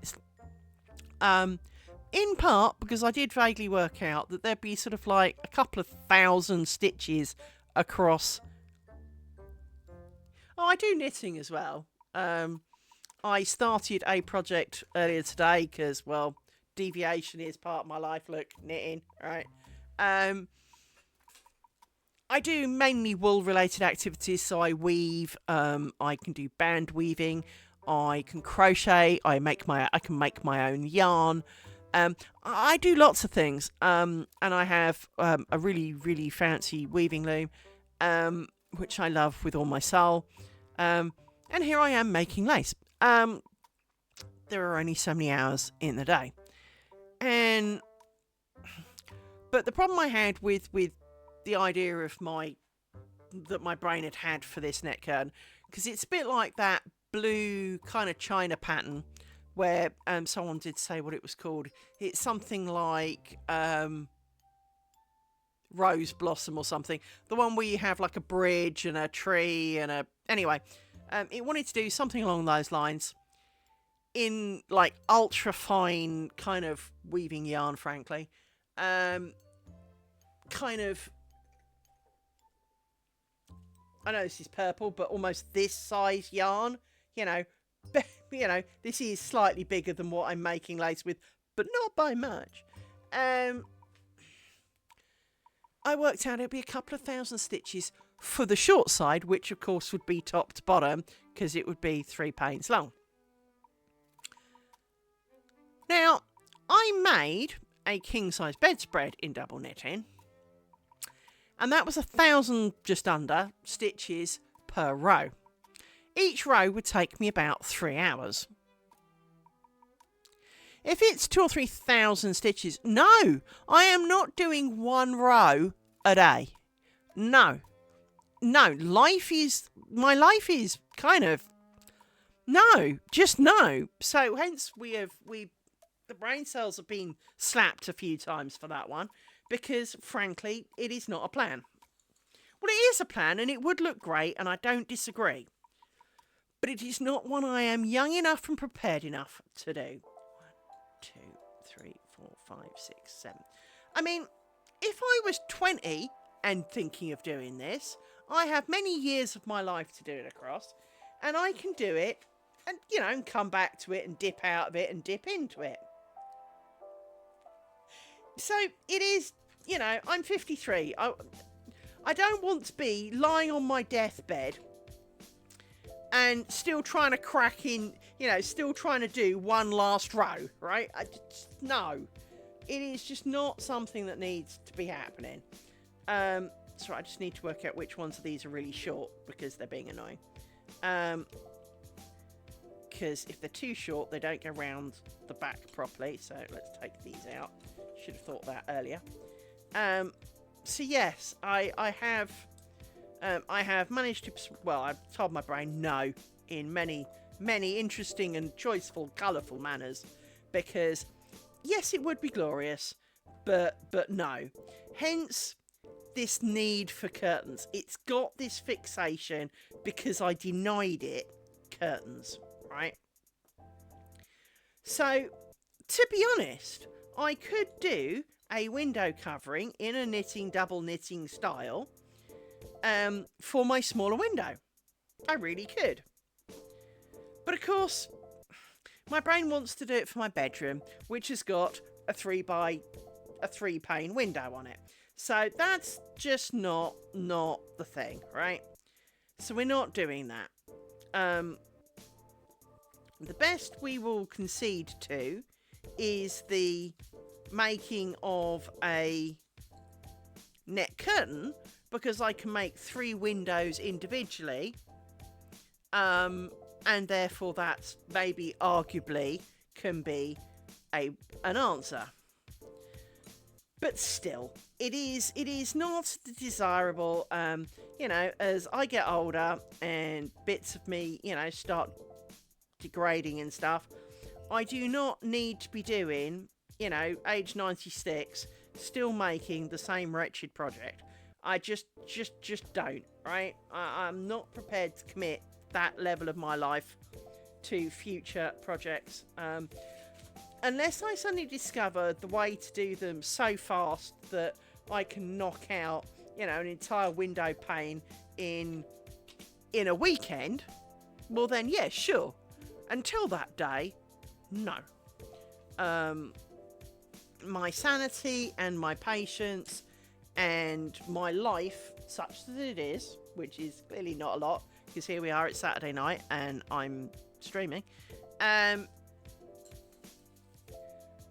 But it is still something for which I do not feel a desperate need to fill with making a monumental kind of level thing. And of course, I will point out the thread I'm using to make this net curtain arguably is really quite thick.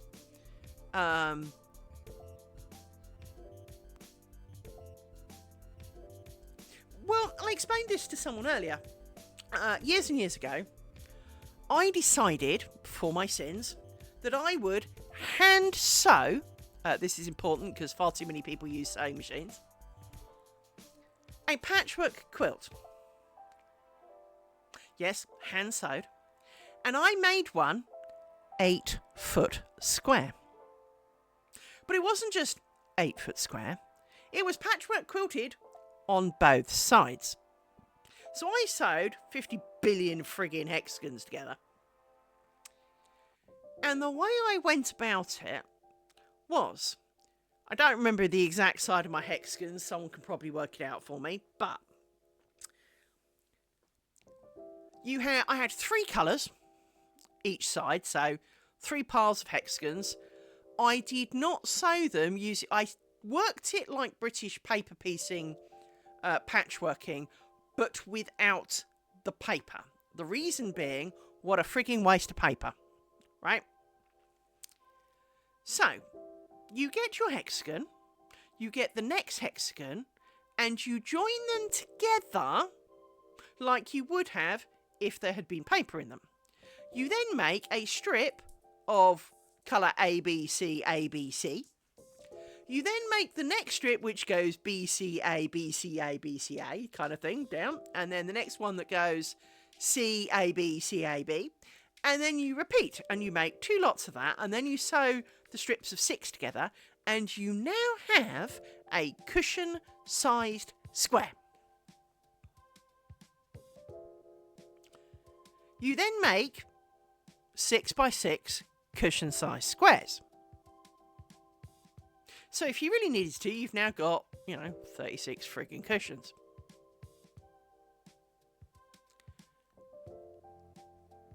But when you join the squares together, you now have your quilt. You have your patchwork for your quilt.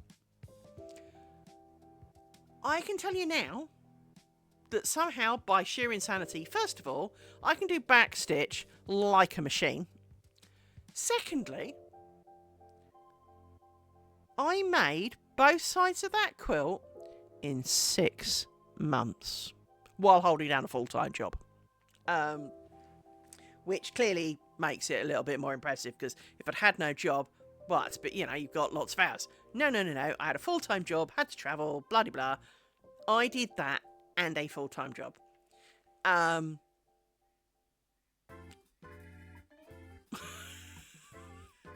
So I can do dull, repetitive. Is well within my remit. But again, doing these squares, because I think of them as, because you make triangle, you then turn it, make a triangle, make a triangle, make a triangle. You have the brain cell satisfaction of making a and completing a triangle. Once you've done 4 together, you have the satisfaction of making a square. Once you've made a square, you then start the next one. So while I've got 72 triangles to go, that's depressing. Well, I've got 50 to go. I had 72 at the start because I've nearly finished this one. It really does help because you have that. It's all right, little man. You have a achievable goal. You have something that you can achieve and see it's grown. So if you think of, if I'd done my patchwork quilt and just attached a hexagon at the bottom, you can't see you did that. But when you're joining 2 together and it's now double the size, and then it's like a third the size again, and you make a strip, that really doesn't take that long. So you make a couple of strips. Well, you've got a couple of strips to show for it. You've got a tangible thing that you made. I actually found that, given the right environment, I could approximately do 1 cushion-sized square per day.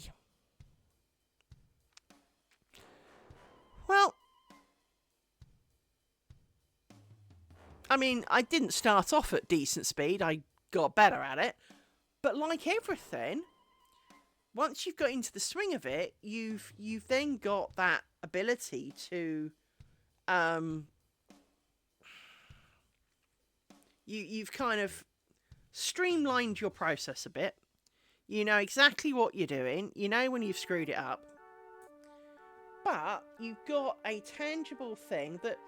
And, I mean, to be honest, working nights were generally the ones that if I was ever going to not make a square, it would be a working night. Because, obviously, they're shorter. But come the weekend, I might manage 2. Or 1.5. And so... breaking it down into bite-sized chunks so that you can feel the improvement, that you can see that you have achieved today. No, I persuaded my parents to do that. Because both my parents were still with me then. Originally, my parents offered, need to point that out, I didn't ask them, they did offer. My mother would cut out the fabric bit, my dad would cut out the paper bits, right? So they had a bit of a production thing going. And I felt a bit sorry for them, obviously, because, you know, they were being nice. But I could chew through quite a few hexagons quite quickly.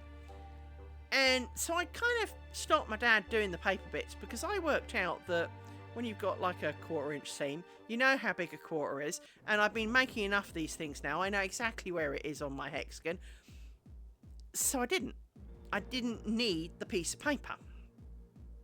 And if you do it the English paper piecing way, where you get your piece of paper, you get your hexagon, you tack the piece of paper inside the hexagon, then you sew the hexagons together, and then much later on, you take the tacking out and pull out the piece of paper. Well, first of all, what a waste of effort, right? You're doing a lot of extra work there, tacking hexagons together, when, you know, potentially tomorrow you're going to be ripping them out. What's the point? So I skipped that whole process altogether because, well, it just was a skippable process, frankly. And I found it, and I, you know, like everything, I got into the groove and off I went, really. That's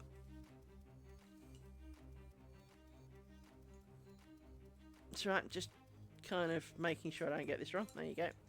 And then we need to shorten you because you're too long. So I'm quite good at dull, repetitious things. Don't get me wrong, I screw up on my lace work more than I like to talk about.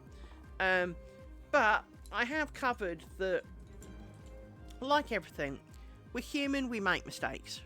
And we can't beat ourselves up for every single mistake. If it's big and stupid, fine. If it's not so big and stupid, and what you might be able to see is, even from your perspective, which is much more head down than mine, because obviously I see it at an angle, the pins block quite a bit of visibility of what's actually going on. And so it's only when you take the pins out and you go, well, screw that up, and that, and that, and that, and that. And as a result of doing that, there are times when I've made the rule that if the pins have come out, I am not going back to fix it. So, for example, like I did this cloth bit here, right? If when we go down through this section, I discover I've made a mistake, I will undo that, because it is kind of like, even though I'm working across here now, this section is a section on its own. I could have done this before, it doesn't really matter. It's just that I was doing that bit and working away across. If I discover that I've forgot to throw a pair out, or I did it wrong somehow, I can undo that without having to undo anything else. That's okay. If there was something wrong a little way back into this, I'd probably go back and fix it. If I discovered I'd screwed up back here, I'd probably go back and fix it. Beyond that, no. If you're talking, if you're talking like going back 2 days worth of effort, no, I'm not going back that far, because chances are in undoing it, you feel slightly demoralised by going back and fixing it, because, well, that's human nature. But if you go back and fix it, there is a reasonable chance you will introduce a new and different mistake into it.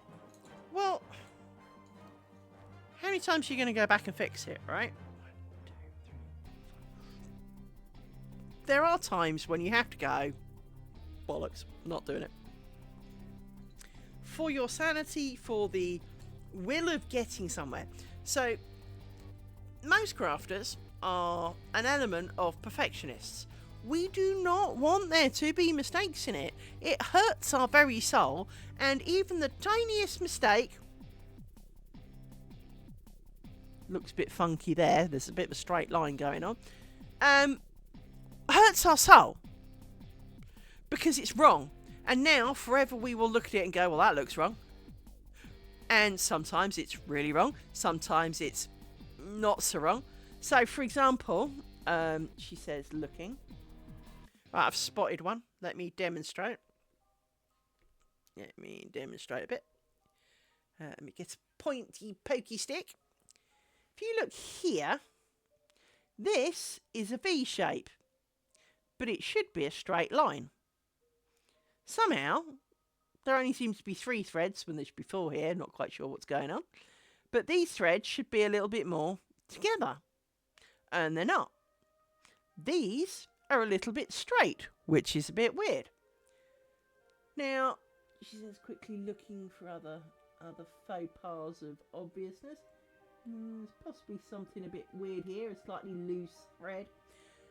You see them once you've taken the pins out, because now you can actually see what's going on. And quite often, as you may have noticed, threads like hanging on to other pins. So if you don't notice, you can end up with it going around the wrong pin, creating a loop and being really annoying. And it's not because you're not trying. And that is the worst part of it, is it's not because you aren't paying attention. Because you are paying attention. But somehow, it still goes wrong. And the discussion recently has been basically effort versus reward. If you have made a tiny mistake that, frankly, even if you showed someone it and circled the mistake, like I've just done to you, but you've got to be that close to see it,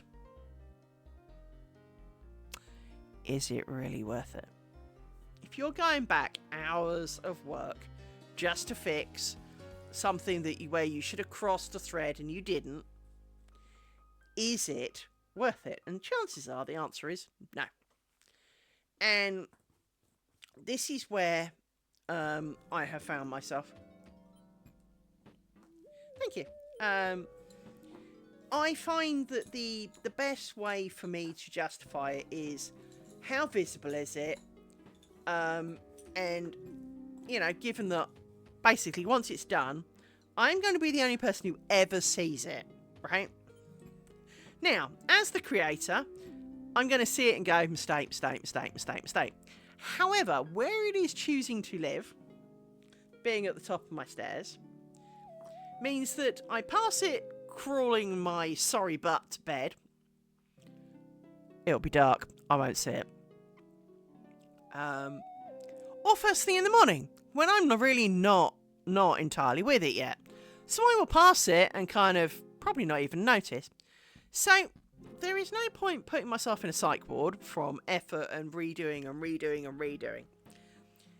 If, however, this was to be going up in some museum, if it was going to be given to the king, if it, I would redo it because it would need to be perfect or I'd hate myself. But to be honest, I'm doing this to shut the brain cells up. So once it's up there and it's being a curtain, the next time the brain goes, but I want to make a curtain. You've made a curtain, brain. Next. And that is it, is that, there is a video taken from this stream. I put them all up on YouTube. There is a video up on YouTube of what I lovingly refer to as my insanity square. Now, as mentioned, when I learnt lace as a child, I did technically learn it. I went to see a lady who could do lace. Hang on, I miscounted that. 1, 2, 3, 4, 5, 6, 7. And she could do lace, and she made me do the 3 strips. I don't know why it was only 3 and what happened after that, because we never did anything else. And I don't think I ever saw her again, so either she got bored of me, or my mother didn't want to pay her any more money, which is more likely.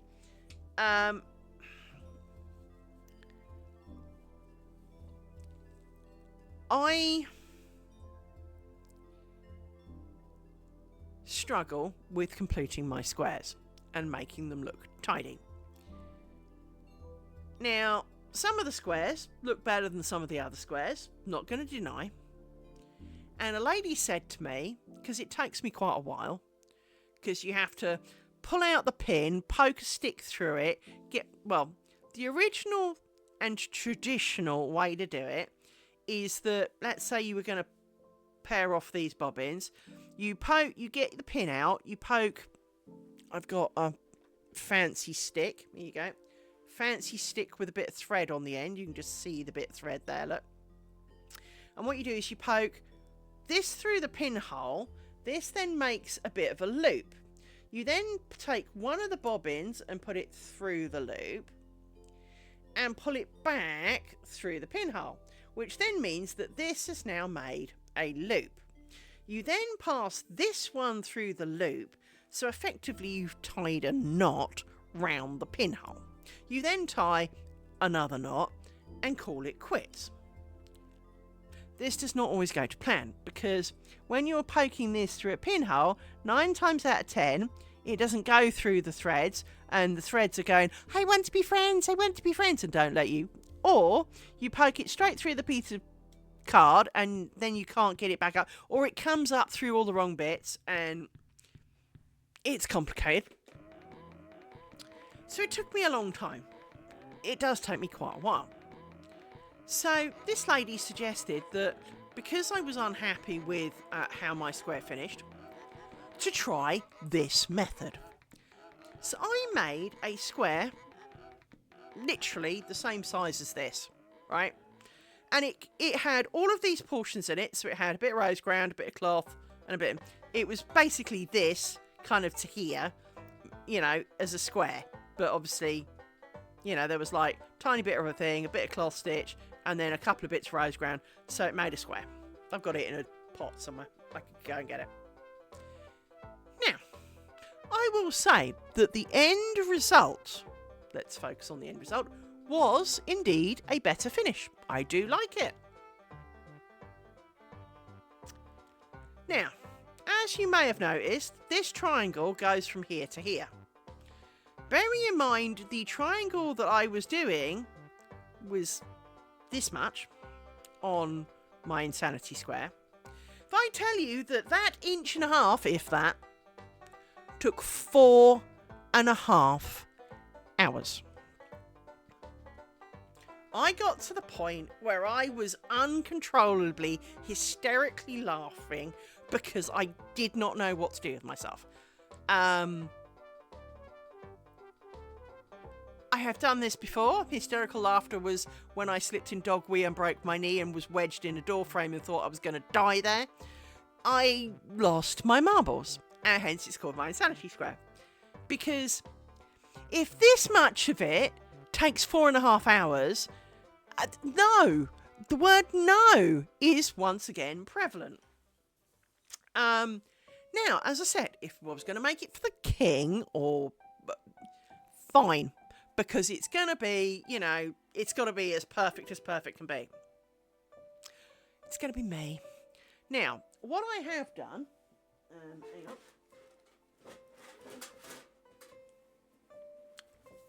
Tin. In this tin live finished squares. Now, these finished squares contain mistakes. Don't get me wrong, there's mistakes in these squares. Let me put down the tin and try not to attract too much dog attention. And put down a dark cloth so that you can see it better. Hang on. So, this is my square, and here is my joint. Now, this one was pretty much more successful than those that went before it. But on the back, and if I fold it carefully, you'll be able to see that there are little sticky up bits of thread where the knots get trimmed. I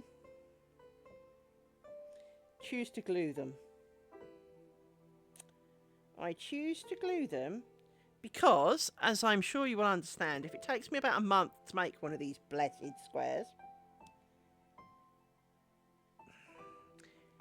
if I ever need to wash this thing and it fell apart,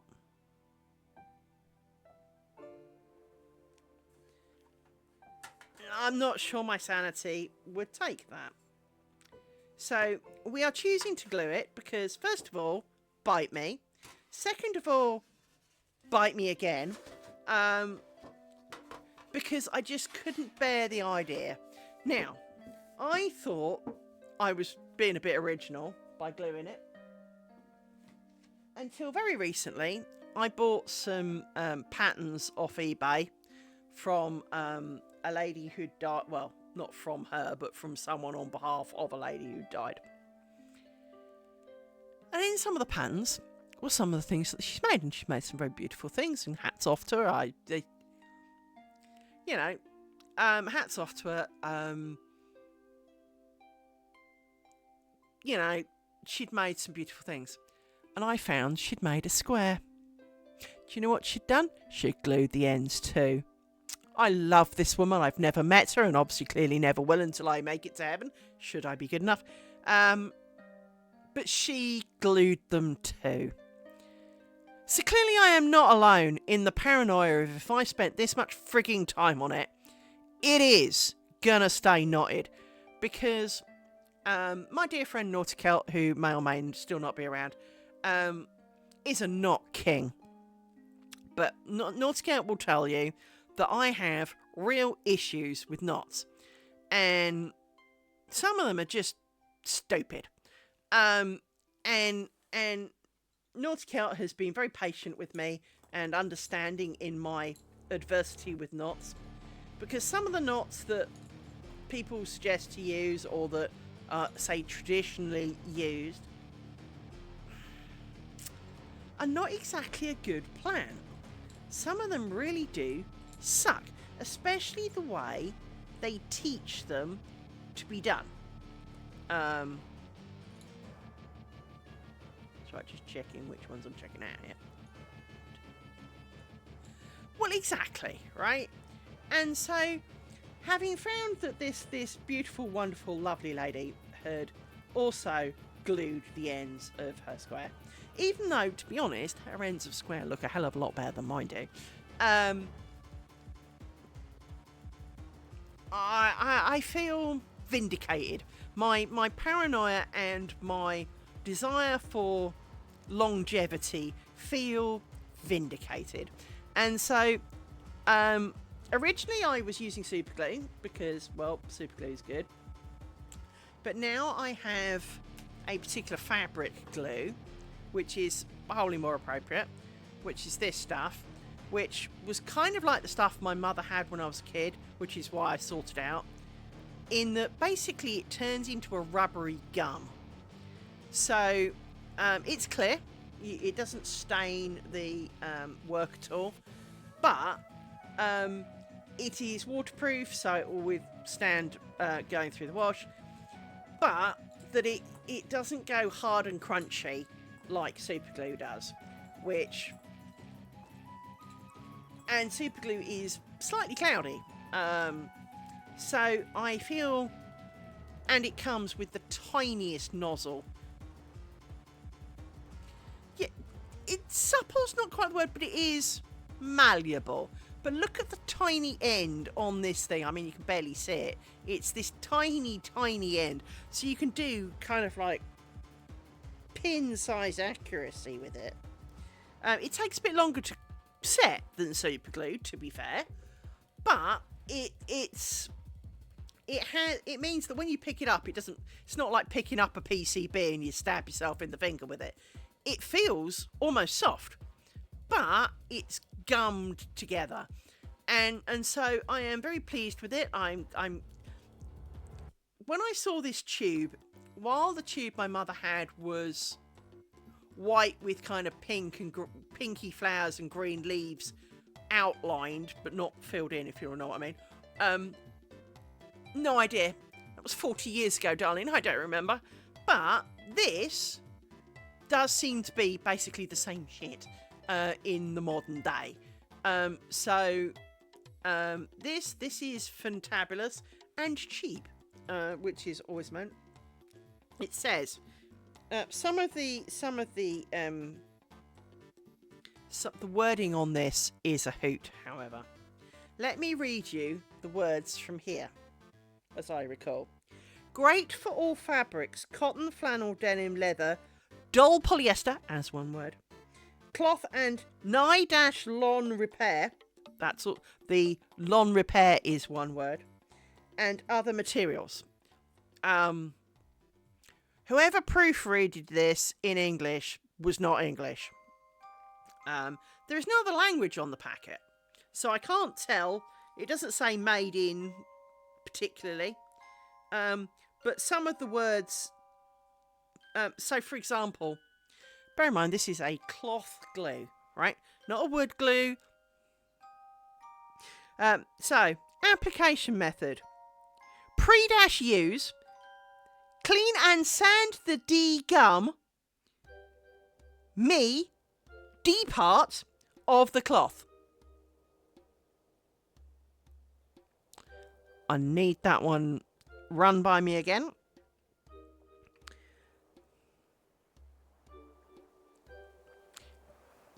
Right. Spread the glue Eve-nylon both sides of the crack. Don't use too much, one word, glue to prevent the glue from overflowing.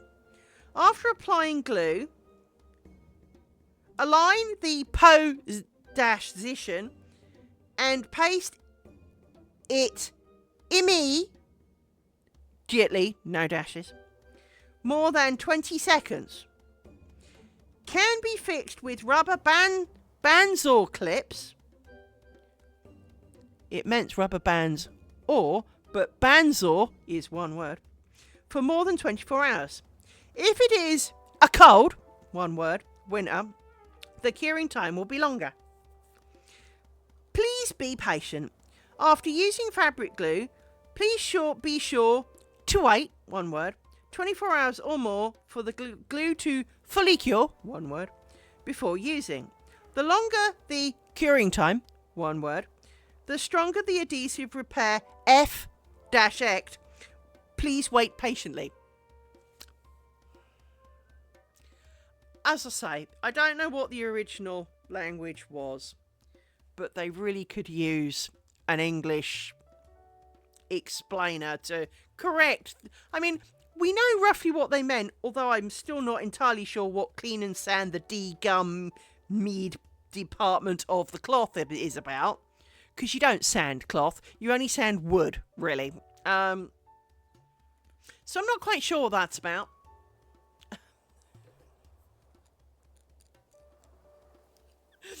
Well, yeah. Yeah. It is one of those things, is that it's unfortunate, and I'm sure the person who did the best of their ability to translate it.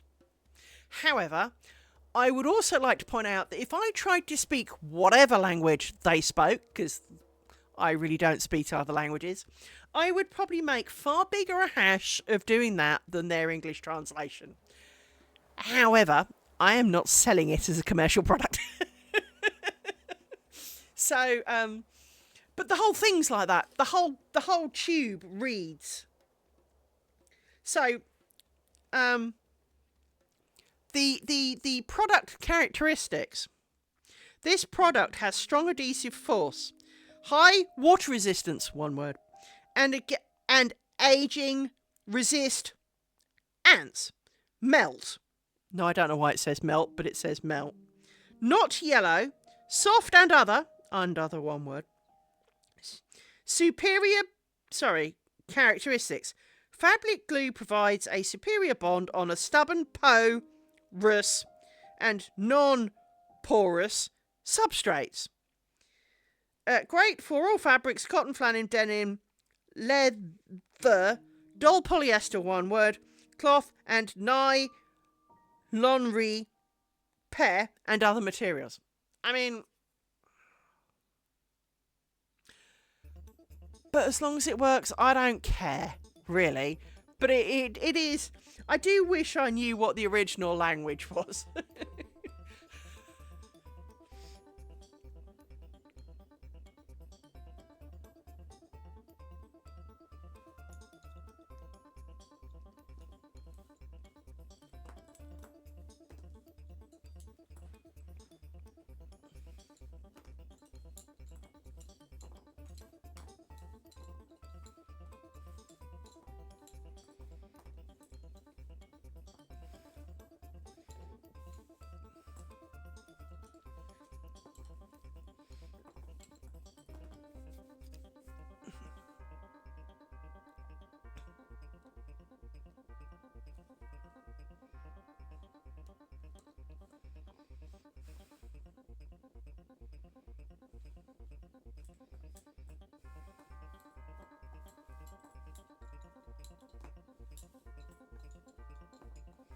Well, fortunately it is glue, and most of us have used glue before.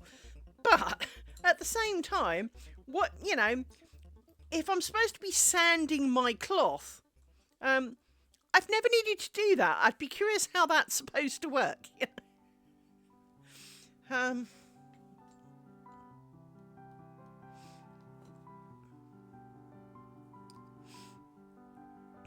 I could understand if it said make sure the cloth is clean and oil free, or no, it mentions none of those kind of things.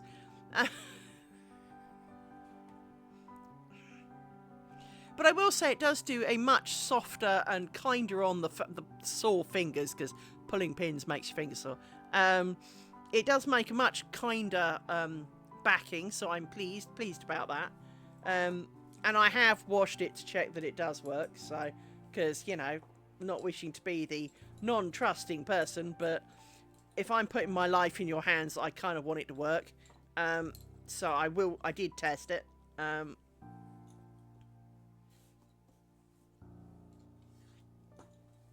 Because again, you don't want to be kind of going, I'll be fine, I've glued it, for it to fall apart, because it turns out it actually dissolves in water, even though it says it's waterproof,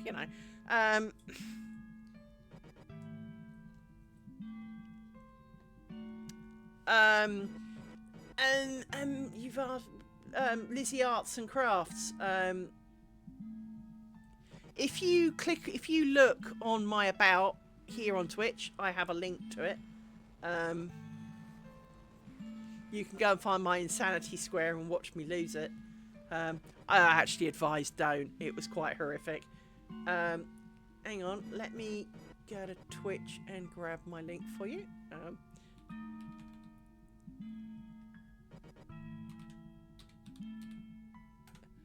For goodness sake. Do this one. Hang on a sec. Let me grab it for you.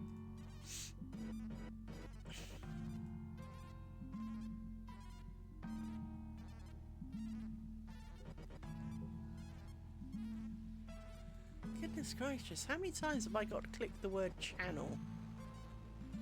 It's not going to let me, for goodness sake.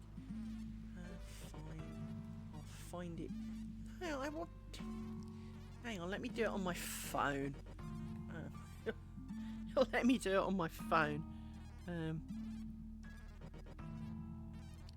About...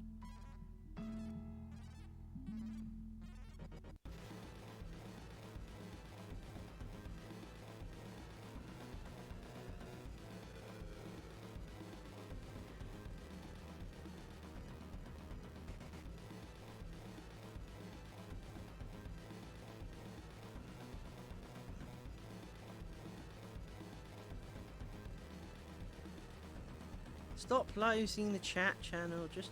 Stop closing the chat channel,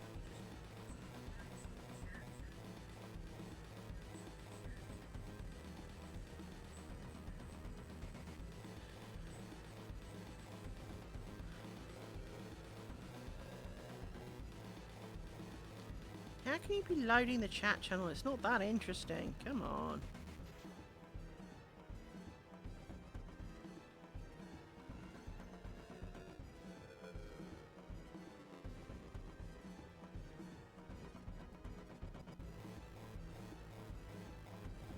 That's alright. Ads do that.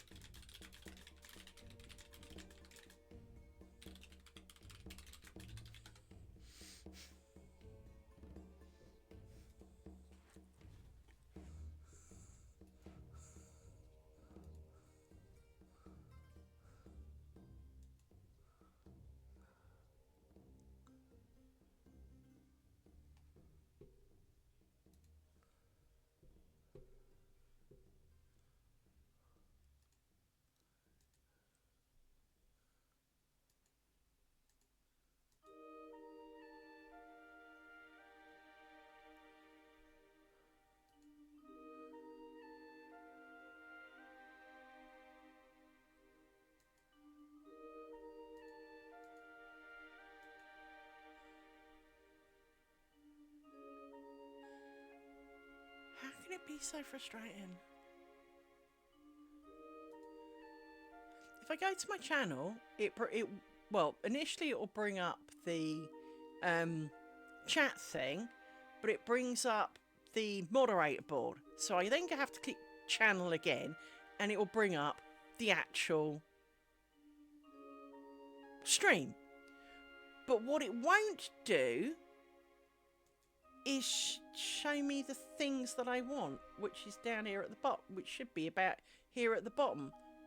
There it is. Hang on. This should work. There you go.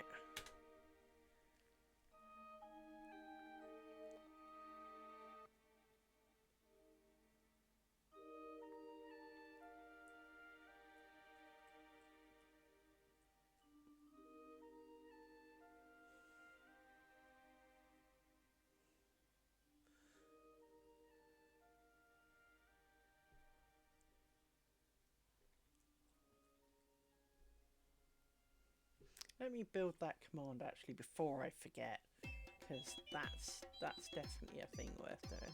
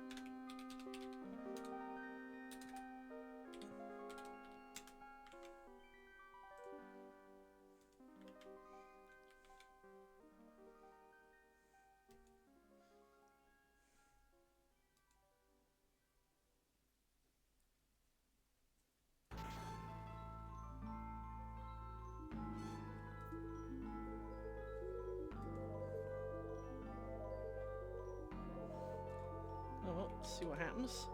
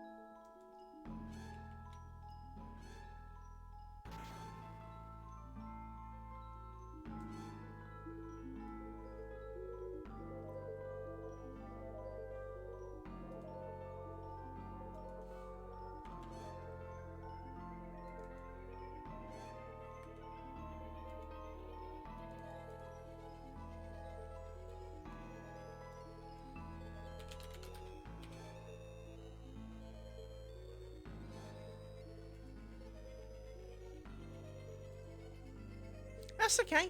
I'm just trying to make this work, and oh, I know why it didn't work, because I'm stupid. Yeah, that might work. Try it now. There you go.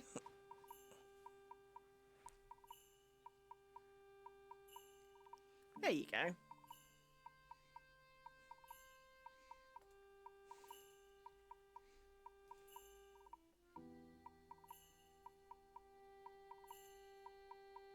That was harder work than it should have been, but hey, I got there in the end.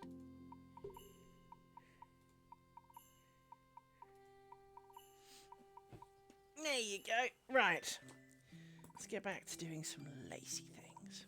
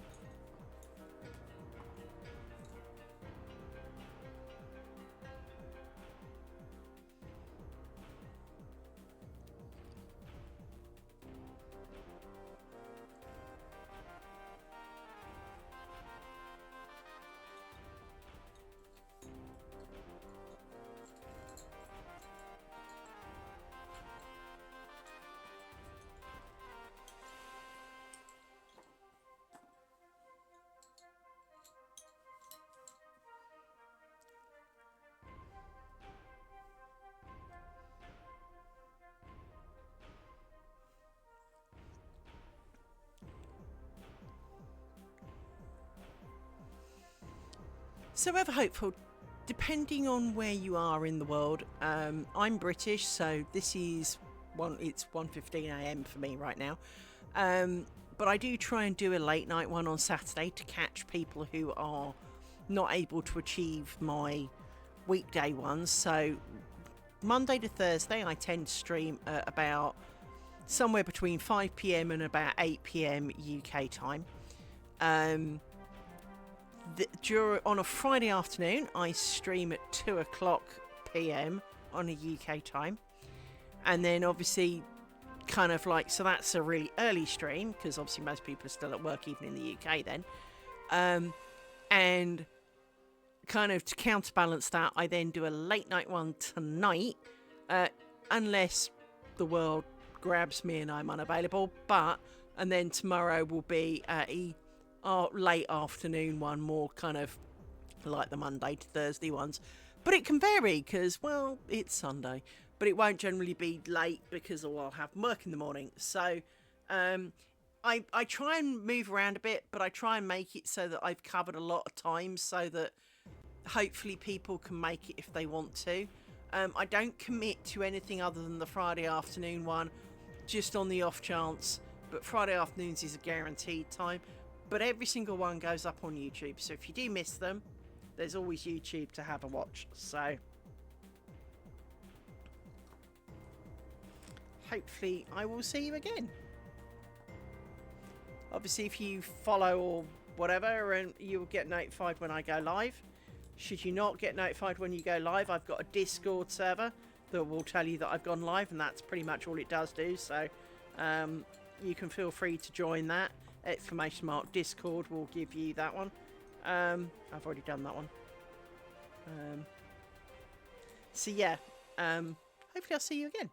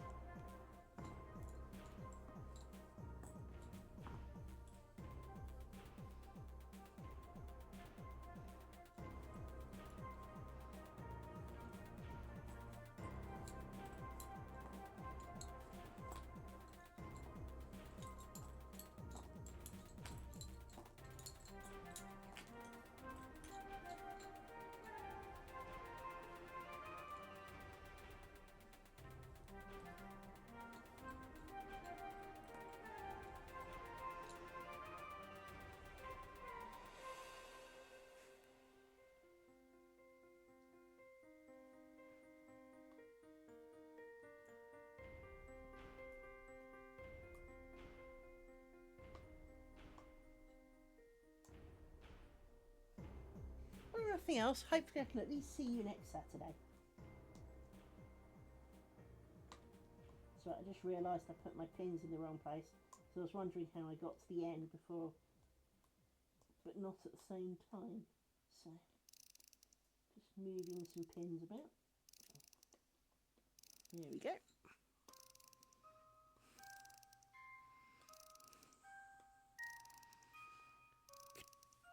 Could do with a bit of a poke.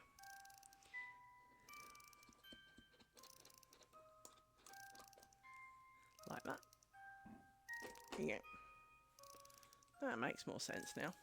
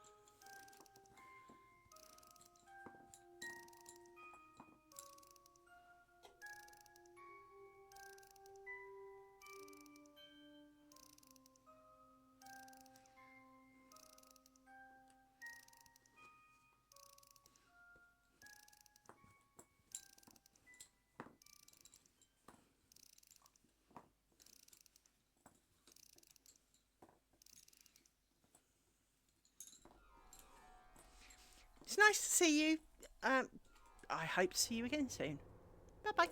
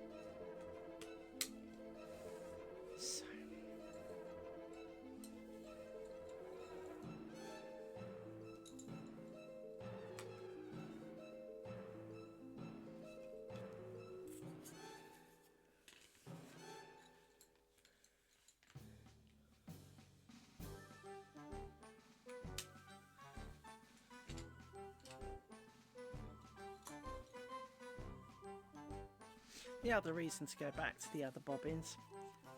5 fits beautifully on a stick, which works really well for the pattern, and they don't swing about a bit. So much as I do love these bobbins with all my heart, I may have to go back to the other bobbins just for sanity reasons, but it will mean I've got them to use for other projects. So but clearly not on flat pillow. Well, not for this flat pillow. For smaller projects such as bookmarks, definitely. But this is definitely not so much of a plan. So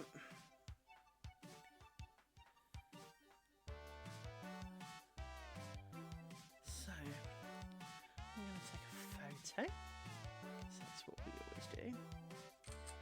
And so, much as it pains me, it is, as I've said, well, it's now 1:25 in the morning. I'm going to call it a day for today, so that I finish my square tomorrow. Oh, sorry, finish my triangle tomorrow. I don't want to be, I don't want to make too many mistakes, and the later it gets, the worse it is.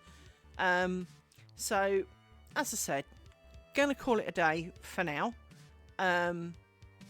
For which is sad. I had hoped that maybe I would squeak in finishing my triangle today, but I've not done bad. It's fine. Lace making is not a race, and well, that's just as well because it's not a fast hobby.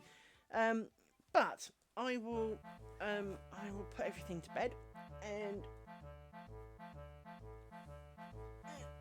other cloth like that, and then pile up my other cloths that I mainly put on there just for good measure, because why not? But it keeps them good. So yes, thank you for joining me today. I hope that you enjoyed it. If you have, please do come back. I try and stream most days of the week.